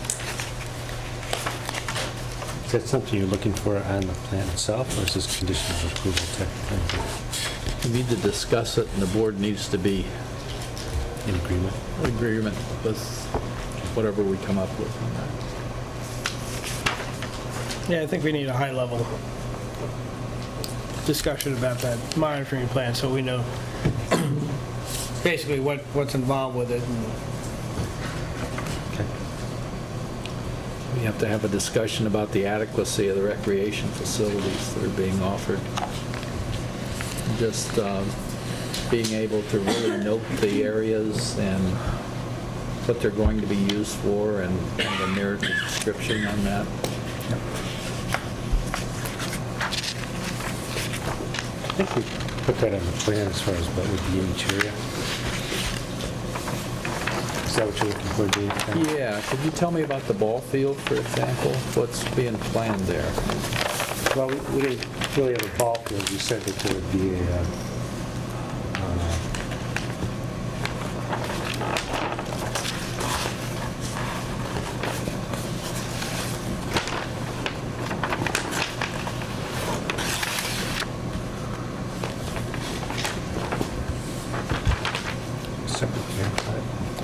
So I remember reading something about that it was going to be left in its natural condition, and I'm just curious on what that... some of that I think was a result of conversation and recommendation from Spider as well, identified trails and other ball fields, specifically those two items, stating that he'd prefer to see them be used naturally and not truly identified. And so I think one of the plan generations had all that stuff laid out, and then I think they were removed after some of his comment. Mm-hmm. Yeah, we identified the areas on this exhibit in the FEIS, highlighted in yellow here, as far as the areas that we're talking about. There was this area up in here, Dave, it just say we'd mow an area up in there where it's existing grass pretty much now. Mm-hmm. The rest of it pretty much stayed natural around the ponds, other than where we put a walkway through there. And we had additional trails down, what do you call it, the west side of the path originally in some of our previous designs, but those were removed. Right. So you can go all the way people back can walk there. around the pond. They could walk around the pond, but that was, I think, the extent of it. The pathway really showed. Mm-hmm. Then the remainder, other than the open field space, is identified as recreation in the whole clubhouse area. That's an open field. This probably shows it the best of what's. If you look at the plan called Green Infrastructure and Wetland Enhancement Exhibit, I think that shows what we're planning for all those purposes: the green infrastructure areas, the wetland enhancements, what would be put in each of these colors relates to seed mixes and things like that. So if you want to look at that hard in detail, that would be the plan to look at, or the exhibit to look at. Does that also show the area of site disturbance where the soil remediation takes place? That's a separate plan. That's a separate detail. Okay, so it's understanding that when you do the remediation, you can scope or arrange the topography to suit the recreation purposes? If you have a ball field? Yeah. Oh, actually, this area was not farmed, so it doesn't have the. So it's not going to be remediated. There's nothing to remediate. So you're not going to need it's clean. It's clean. Site disturbance? It was clean up here. Okay, but that won't be disturbed, or will? Other than mowing it to create a little area where you can throw frisbees. You just throw frisbees around, stuff like that. That's all. It may be better to use as a green space. I keep seeing ball field. I keep thinking field. Baseball? Yeah. Yeah. Yeah. But Not big enough for baseball. it's probably, Just throw it frisbee. again, we keep calling it a ball field. Okay, and I think Okay. that's probably a misnomer. It's, On the field to throw a ball. Yeah, right. you know, team- But it is an baseball open teams field play that we can change the language to identify specifically what it is. I think that's what, Yeah, because I do imagine, you know, the big fence, the Yeah, bases. no, not at all. We'll just play What sort catch. of recreation amenities do you have at the two locations that are? I think we have basketball, volleyball, bocce, pool, swimming, bocce, basketball, volleyball, fitness center. Okay, is it comparable to this level Yeah. of outside activity? Yeah, it's almost the exact same thing. Yeah, I mean, the layout is I would say 90% identical to what we already have. And including the clubhouse is almost identical. Yeah. It's just spaces, exact almost. Yeah, it doesn't show good. Doesn't show. It doesn't, It's actually, just the pool shows and the building pool area. and the building. But we can detail that a little bit more. So it's an outdoor pool. this would be, yeah, It's an outdoor. some area just so I can latch on to Yep. what we're talking about, recreation and. Yep. At one point, and this might have been changed, but at one point, there were some stormwater ponds that were being included as part of the recreation. I'm just curious on what you do with that. There's a trail is all it was. It wasn't the pond itself, I don't think. Swimming or fishing, I'm not sure which. Yeah, that's not. You do have one, so The adventure the event, yeah, the The trail trail that goes goes around. around, yes, Goes around it. right. It's this spot, this lower yellow. That's it. Actually, you can walk around the other kind as well. And there's not going to be canoeing and kayaking on the No, stormwater not ponds. So there's the opportunity for that. On the other two. There's talk about the shelves. That's on Pardon? just The the shelf. shelf. Yeah, I'll shelf. take a look at that. I see Dave made the comment. We've got a wetland bench. I thought we had 4-to-1 slopes down to it, but I'll have to check that. I saw it in Dave's comments as well. But there is a shelf, so That's it's not, also not very the deep. ponds are not being modified No. that way, No, right? they're not. So you- No, the existing ponds would stay the way they are. And then there was, I think there's a comment from county planning. This board could consider whether or not you want to put some kind of fence around it. They were talking about just like a split barrier. split rail fence. You know, nothing. Or something identifying Nothing it. solid, just to sort of identify it. Yeah, I think we had that in our comments. I guess there's some of these comments. Yep.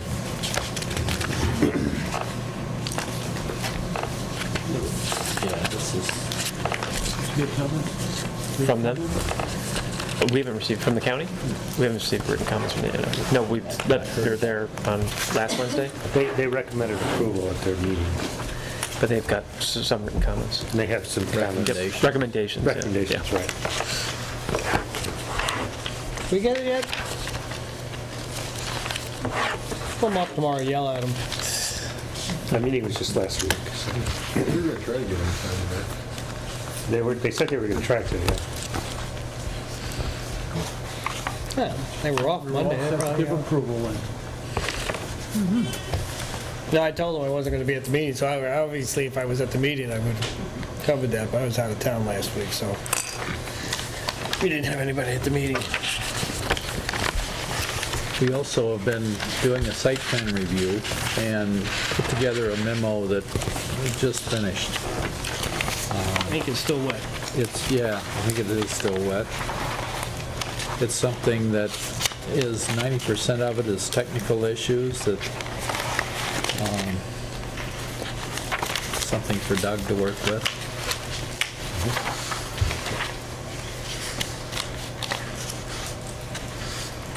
So, I mean, typically what we do with these comments is we'll address them in writing and also update the plans. as It's really helpful, but it's exactly how they were addressed. So what I was looking at doing is really the issues that we have, and a couple of them we skipped over because we're going to do a public hearing. and it's a little too early to discuss the issues on it. But I think what I'm looking for on the Dave's list that we just went over there is, bless you, is really same way that we're doing a technical response. This is what we think we need. You know, we need an agreement. If it's a developer's agreement that George is working on, we can just line that out. But kind of answers to it, so I can say, okay, we're eliminating, or we got these things rectified, and here's the language that we're going to use. So I really want you to take it back and where we've talked about it, where we're going to address it and what detail we're going to address it. I.e., in one section where we're talking about is recreational facilities, the easement requirement for the water system, the permits are in hand, but just really just kind of addressing, and if it's something that we have to sit and you know, sign off on, if you can give us something on, you know, something like maximum unit occupancy agreement. This is the way we're going to do it, and we both signed off. You know, it's in the lease. These are the requirements for it. This is the way we're going to monitor it, and this is the way we have in the past. Violations are warnings and then evictions, and then we can sit here and say, yep, that's the way we're going to handle maximum unit occupancy agreement.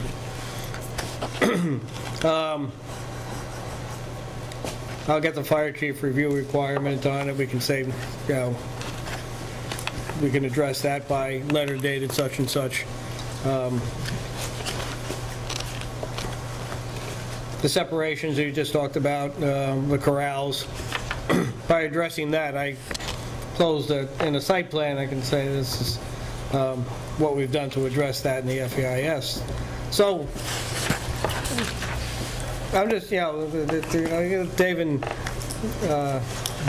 Doug work out on the technical aspects on it.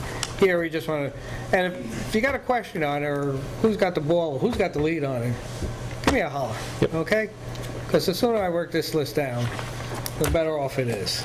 Yeah, and appreciate that.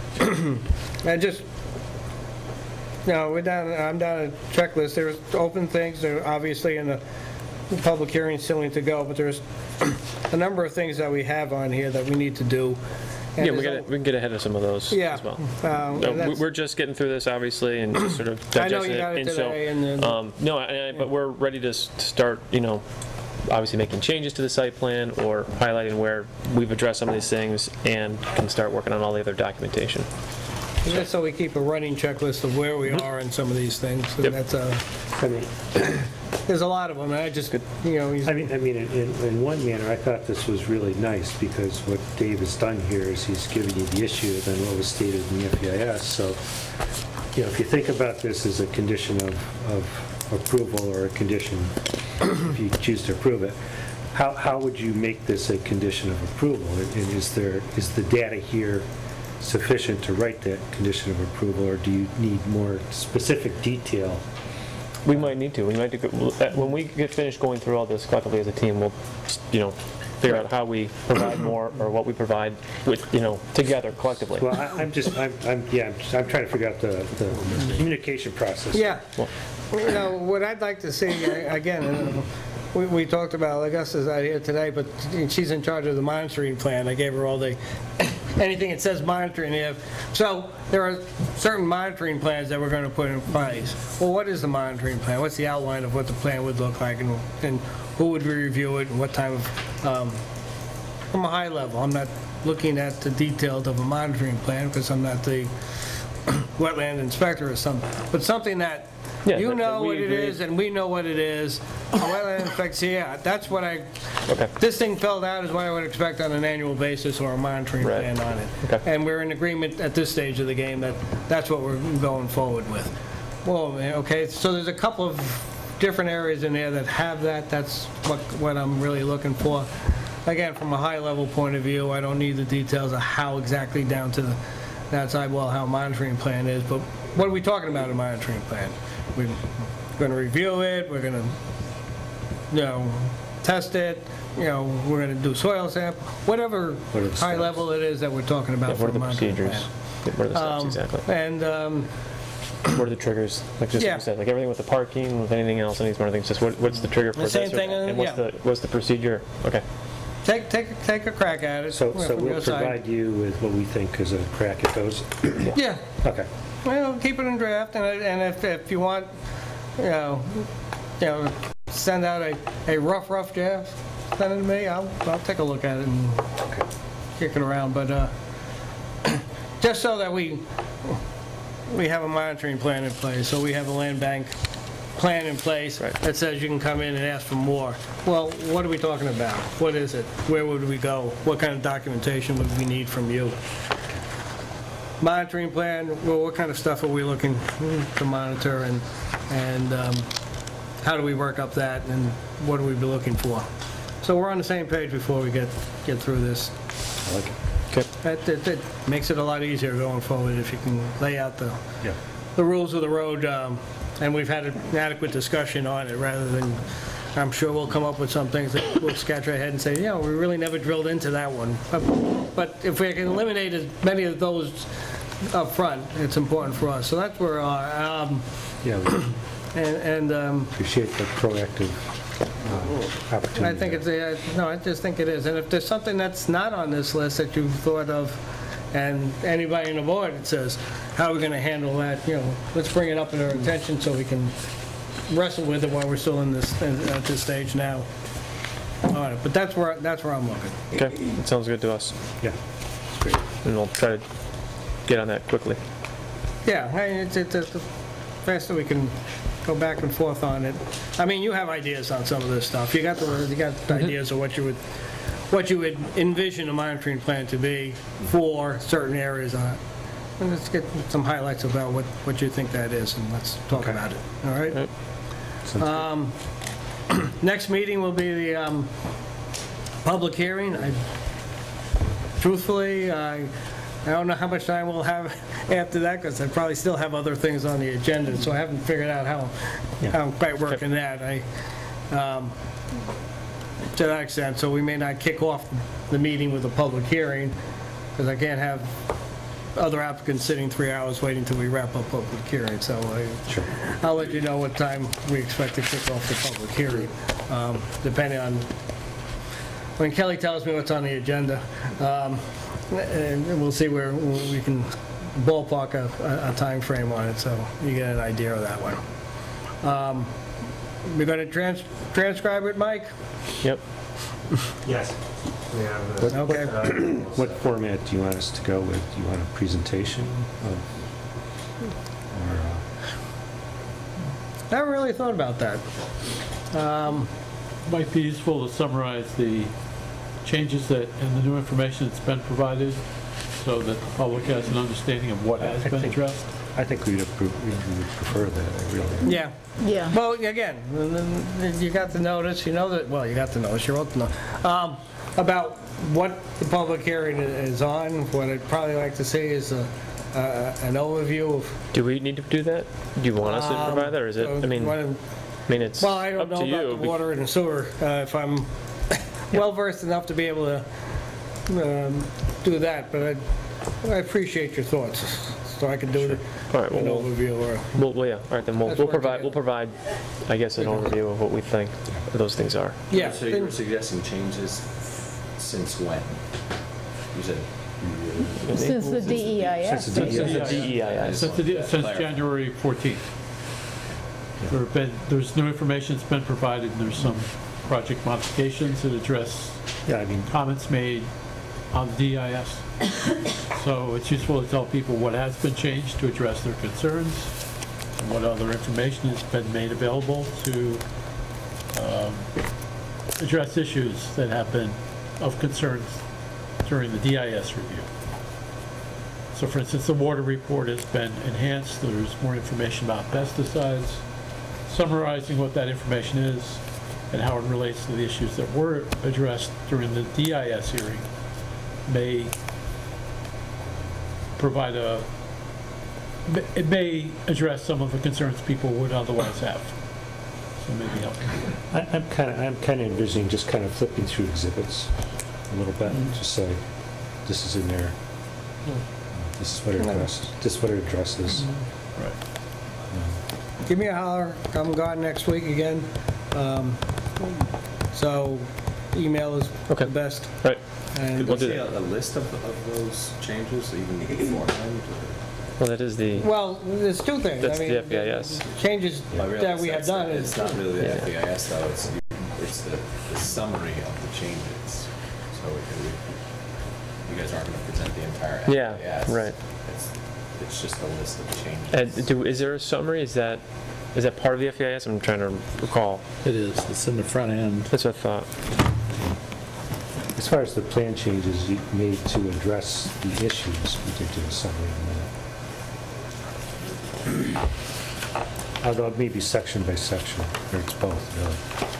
I think there was an overview part and then there's kind of a section by section. Oh, so that's a good, like, at least guide. And we can identify if there's exhibits to highlight. Right, and it seems like, I don't think we necessarily need to go over every single change, but just more material changes. Right. You know, provided Or the lightning rod parking, type issues. provided enhanced buffer, wetlands, that type of thing. The peer review, the water stuff, the traffic water, impact, sanitary, UCAT. All that stuff. All There was those some soil reports, new soil reports, water reports. Those are all new since January. Right. So Doug's going to make that presentation? I guess that's what we're asking. Not sure how we want to do that. Is that something you want us to do, or is it something you want to just review and go over as a chairperson? Well, yeah. It's up to you. I think it'd be great if Doug did it. Fine by us. But you're only talking about like a 10-minute thing, right? Oh, no, at least an hour and a half. Not a big one. Glossies all over the place. No. And handouts. I think Doug could go over we could maybe even, the 10 to 15. If we want to, we could do biggest changes. We could do a PowerPoint of that. People could actually see it that way. That would if we're going to do a PowerPoint. Easy. We're not that technical. You need help with PowerPoint? I think we can handle it. I know where the guys get the ones that says, any questions? No, anyway, no, but... Put the jokes. But, yeah, and again, let's keep it high level and shoot. Yeah, I think just... 10 minutes is... Okay. Yeah, I think that 10 minutes cap is really good. If we hit the top 10 basically things, list those top 10. I'll take that. Page 7. Page 7 has it all? Page 7 has got Okay. the issues. All right, we'll use this as a guide, and then we'll... Why don't we try to put together a guide and send it off to them to make sure that what we think are the top 10. What you think are the top 10 changes. You guys think of the top 10, and Okay. then we sort of are all on the same page. If you're doing 10 minutes, Doug, no more than 15 slides. More than 10? And you're pushing 15. I usually say a minute a slide, right? I did a presentation at DIS once, so it was 2 hours, because they wanted to see every issue and every... Mike, I do have a clarification. In the FEIS, there's a statement early on in the FEIS that the public hearing will be restricted to these areas. I think, and the notices that we sent out says that it will emphasize the following areas. You don't plan on restricting what people can speak about. How can I restrict them? Yeah, I will emphasize it I again. want people that have read that to say, we're being stopped from saying something. It'll be clear that they can speak. They will be encouraged to focus on the issues of greatest interest, but... That's fine. Yeah, No, again, I know that for a fact, but I will emphasize the new areas that we're addressing, that information wasn't available when we did the public hearing on the DEIS, water, sewer, and fiscal impact, and that's what we really were looking for input from the public on. So are the public going to be allowed to comment on fiscal impact as it relates to the pilot? Yeah, my question was specifically, like, if they wanted to comment on, that's one of the issues, I think, that's in the notice, too. But I was talking about if someone wants to talk about wetlands or something, you know, I mean, they'll be okay to do that. That's, Again, they can comment on the pilot all they want, but they will. They will. So that obviously is not going to be something. Well, the fiscal impact information has, so which has a relation to the pilot, which is, Yeah, but I think, that's just for like Doug's top 10 list. Right. But I guess what I'm trying to get clear on is if the public is making a comment about the pilot or the they can comment about anything, can't? Yeah. But I felt like a year ago when we had public hearing, we kind of instructed them not to discuss the pilot. And you can see how well that worked. No, there actually were people who said, I'm not going to say anything because you're telling me that that's something that the IDA discusses. I think there was some discussion along the lines of the planning board doesn't approve the pilot. It's not our function, it's not our jurisdiction. It's the IDA, but I don't recall.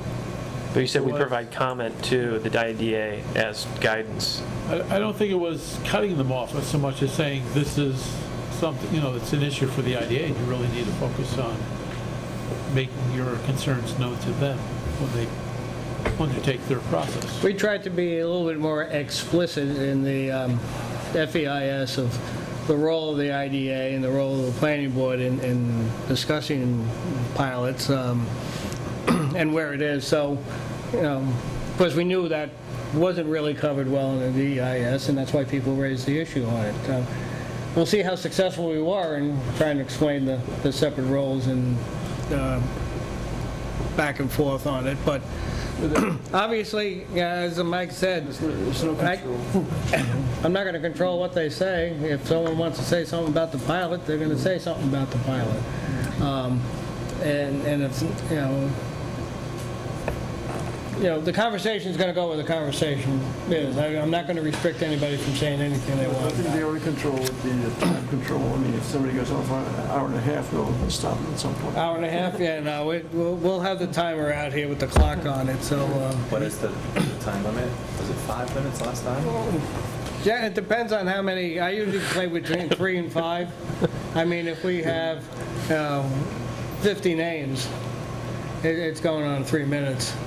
No, I felt last time you did a good job of trying to wrap it up if someone was taking too long. Or just rambling on the same thing over and over. Right, especially a topic that may... The other question is, do you want any responses to anything? Public hearing. What's that? Well,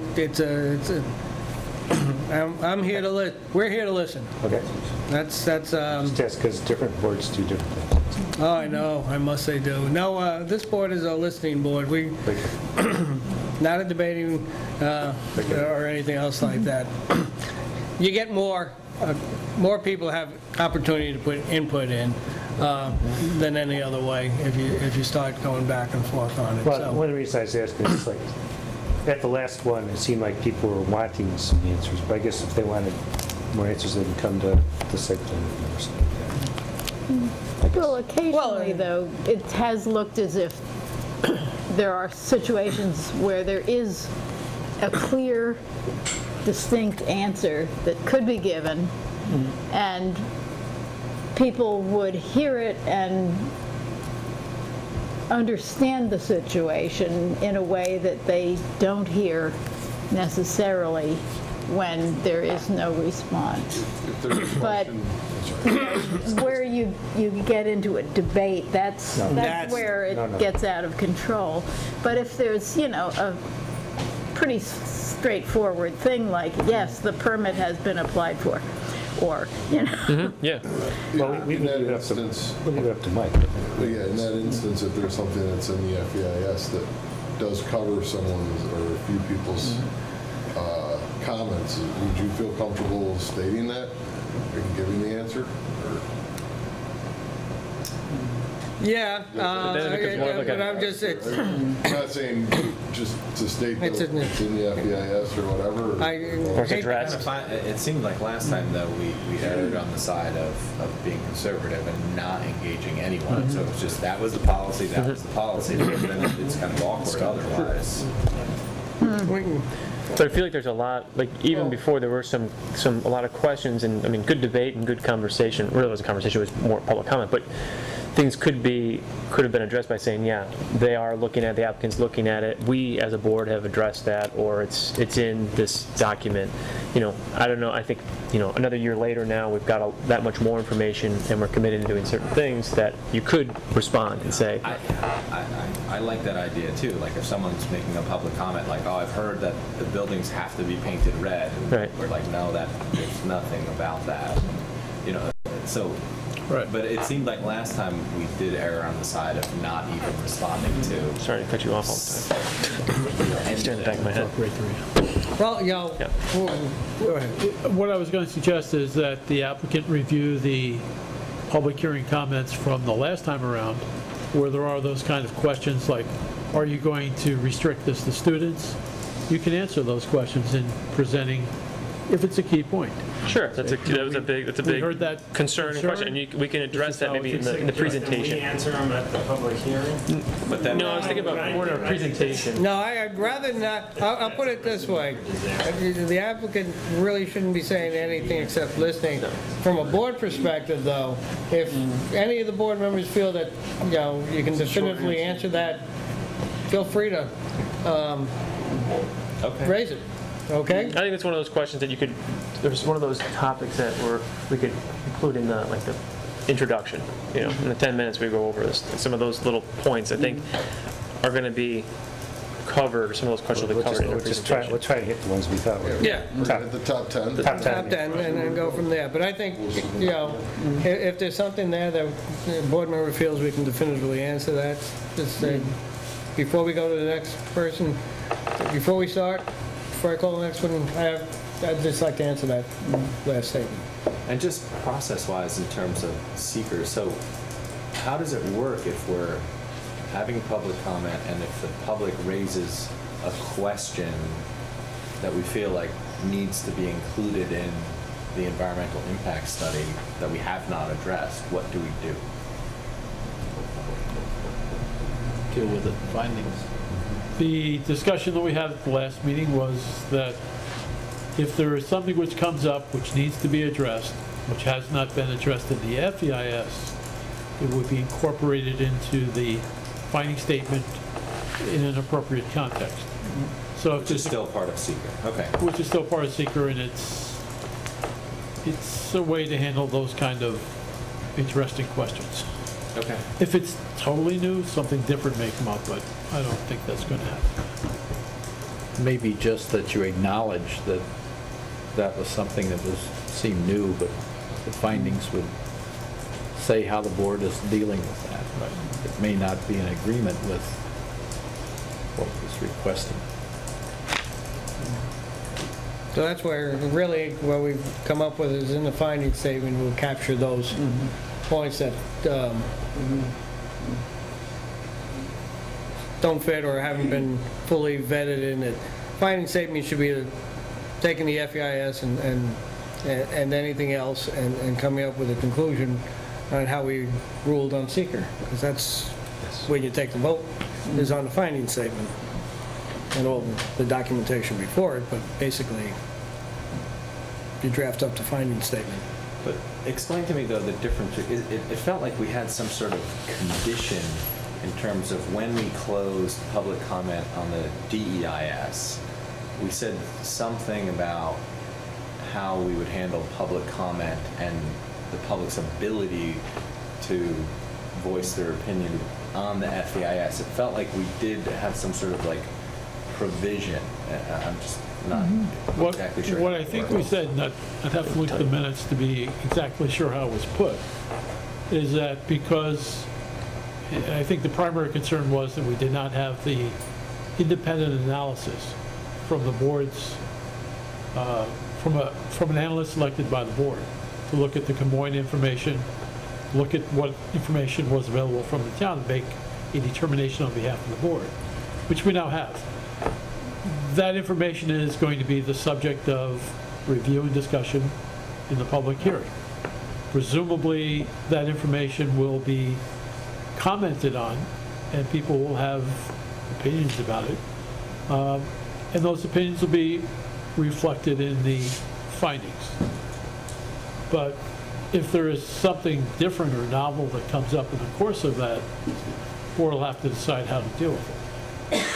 But normally speaking, you would do the DEIS, Tim? Yeah. Have a public hearing on the DEIS. Then the board would take all that information, write up the FEIS, because it's a planning board document, and then from that FEIS, write up its finding statement. Which is what we're doing. No. Okay. So, No. Okay. Sorry. We're going from a normally we'd write up an FEIS, and from this FEIS, write the finding statement. Okay. Okay, there's no other public. So that is what's different here. Here we're coming with another another opportunity for the public to get comments in on the things that were not available when we first did the DEIS.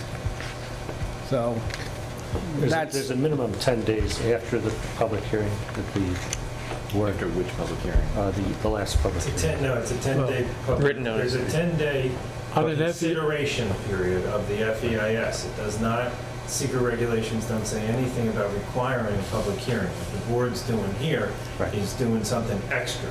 Right, I think that's what we agreed on. Yeah. And we closed the public hearing for the DEIS, so that was knowing that different here. knowing that you would have these public hearings here, which this board insisted on at the time, which I think is the correct procedure. At the end of that, this board is still going to have, at the end of the public hearing, whenever they close, this board is going to have a 10-day consideration period still. That we've laid out in the notices. So that they're really going above what is required in the procedure. We're providing a 10-day period for comment. Additional comment, As opposed to, consideration just means, we got it, we can't do it tonight, we're going to read, theoretically, we'll read it, consider it, and then we'll take an action. What that has, but over the years, what that consideration period has morphed into in most boards is not necessarily public hearings. It is that they say, okay, well, maybe we'll accept public comments. A lot of boards don't accept public comment. They just say, okay, we, like Mike said, move right to the findings. That's... we will, after the close of the public hearing, set out roughly a 10-day like we did last time. Right, so we wait to get public comment during that 10-day window, and then what happens? Then we'll see what we have. Then we start constructing our finding statement, and how long do we have to construct the finding statement? In theory, 30 days, but 30 it may take longer. It may take longer. Because... You started that yet? We hope. I've been working on sections of it, but I'm also waiting to see how this finally resolves. So that's the process we intend to go through, so... So then also public hearing could remain open for, and that will be determined or have we said it's... We've noticed 2 sessions for public hearing, but the notice also says it may be extended depending upon the board's determination. Is there a limitation, or? It's sure and seeker there would be, yes. There's, well... What is it? I'm not... You know, Mike? I'd say it's 10 days. That's, I don't have my secret regs with me on that. I think that there's no default provision in secret, but you have to be reasonable. You can't just endlessly, you know. What were your thoughts for regulations on for criteria for leaving it open versus closing it? Depends on the amount of input you get. I mean, even if the same people are getting up. No, let's say there's same comments. There's 2,000 people out there every time, only 12 are heard. Sure. We keep it open. Right, but once we start Hearing the same stuff over and over again, yeah. then it's like, I think okay, that's sort of what we well, did last time, right? It was, I think it was 5 hearings last time, I believe, and it was, I believe it was, and I think it was the last 2 were essentially the exact same thing being repeated. Some people came up the second time. No one showed up at, too. Yeah, Well, so, yeah. There's another, from the board perspective, there's an issue that we only have scheduled a meeting on December 9th for December. And the next regularly scheduled meeting is January 14th. So, you know, from a perspective on it, for us to hold the meeting open, either I'm going to ask for you for another Monday, which is the 16th, for a meeting. It's just a long gap, and you know, it's the middle of January. School's closed. Yeah. I mean, think of the finding statement as, here's the environmental impact, here's the mitigation that was done, and here's our assessment on whether or not the impact was mitigated to the extent practicable. And all that does is just lays out those 3 things for each issue. And at the end of it, you say, did the benefits outweigh the unmitigated impacts? So hopefully we're going to say the unmitigated impacts are minimal in our hope, and that and therefore you know, the environmental assessment for the project as designed has mitigated to the extent practicable and would not have a significant impact on the environment. Not that exact wording. Well, it gets into the findings saying we looked at this and we came up with this conclusion. And it may have all the language in there that says to mitigate that, we've established a monitoring program. To mitigate that, we've, for, you know, occupancy, we reviewed, you know, lease requirements on. So each one of those things will address what mitigation came up and whether that was, in our term, adequate to do it. So. And then you go to a site plan approval, which is incorporating those mitigation measures as well as your normal site plan review and requirements. So there's which you know, another opportunity. Thankfully, you guys have given us a jump on that with Dave's comments. So basically, these are the things that are associated with site plan that, you know, we'll monitor right along, right, you know, going forward on it. So I'm hoping that the 2 public hearings gets bulk of the issues out. Obviously, there'll be a period of time afterwards, if we close the public hearing, for written comments. 10 days. A minimum of 10 days. We can go longer if we want, and because if we... so we could like vote on that at the meeting. We could say 10 days or... you know, when you're looking at it, 10 days is December 19th, you know...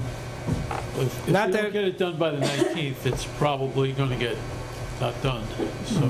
Yeah, that's true. Just because of the schedule, if somebody's, I don't think too many people are going to work on comments over Christmas break.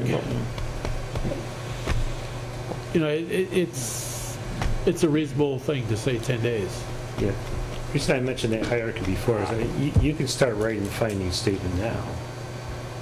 You may decide that it ought to be tweaked by some public comment, but you have the information right today to write the finding statement. Sure.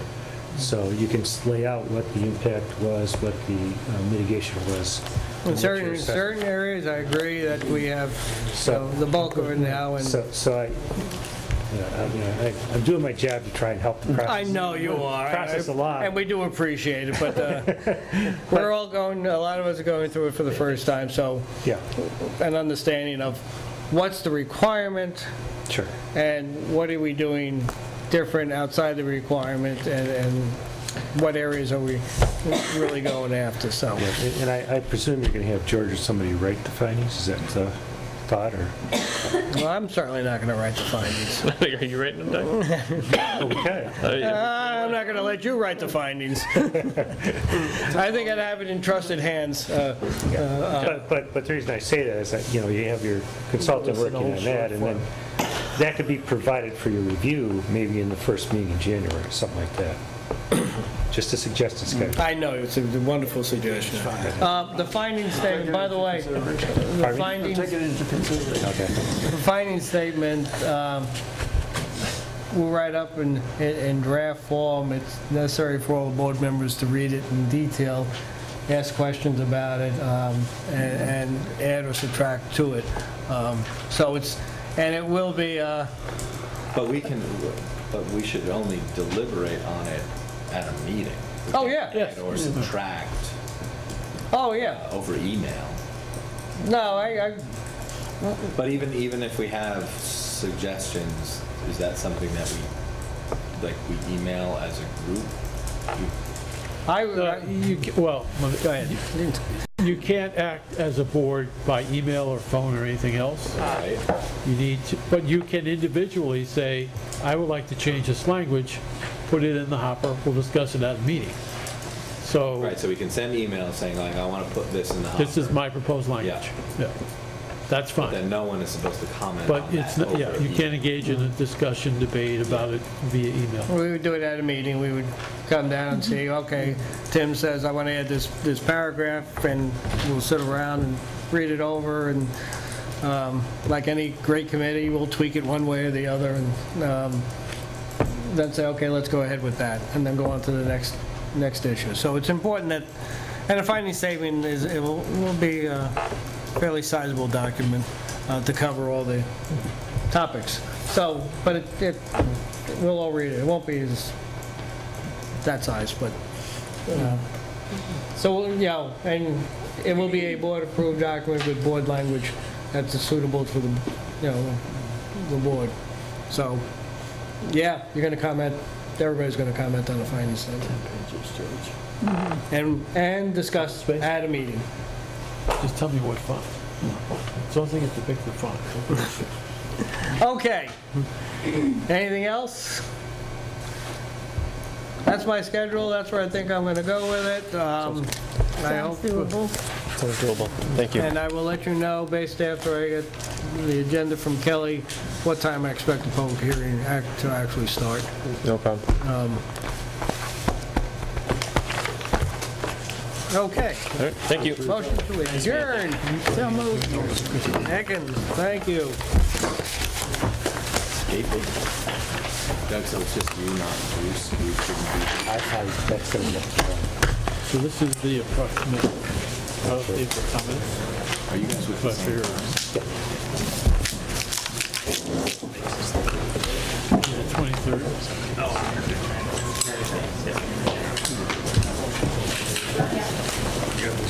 Yeah, by sometime like the second week of January, we'll be able to have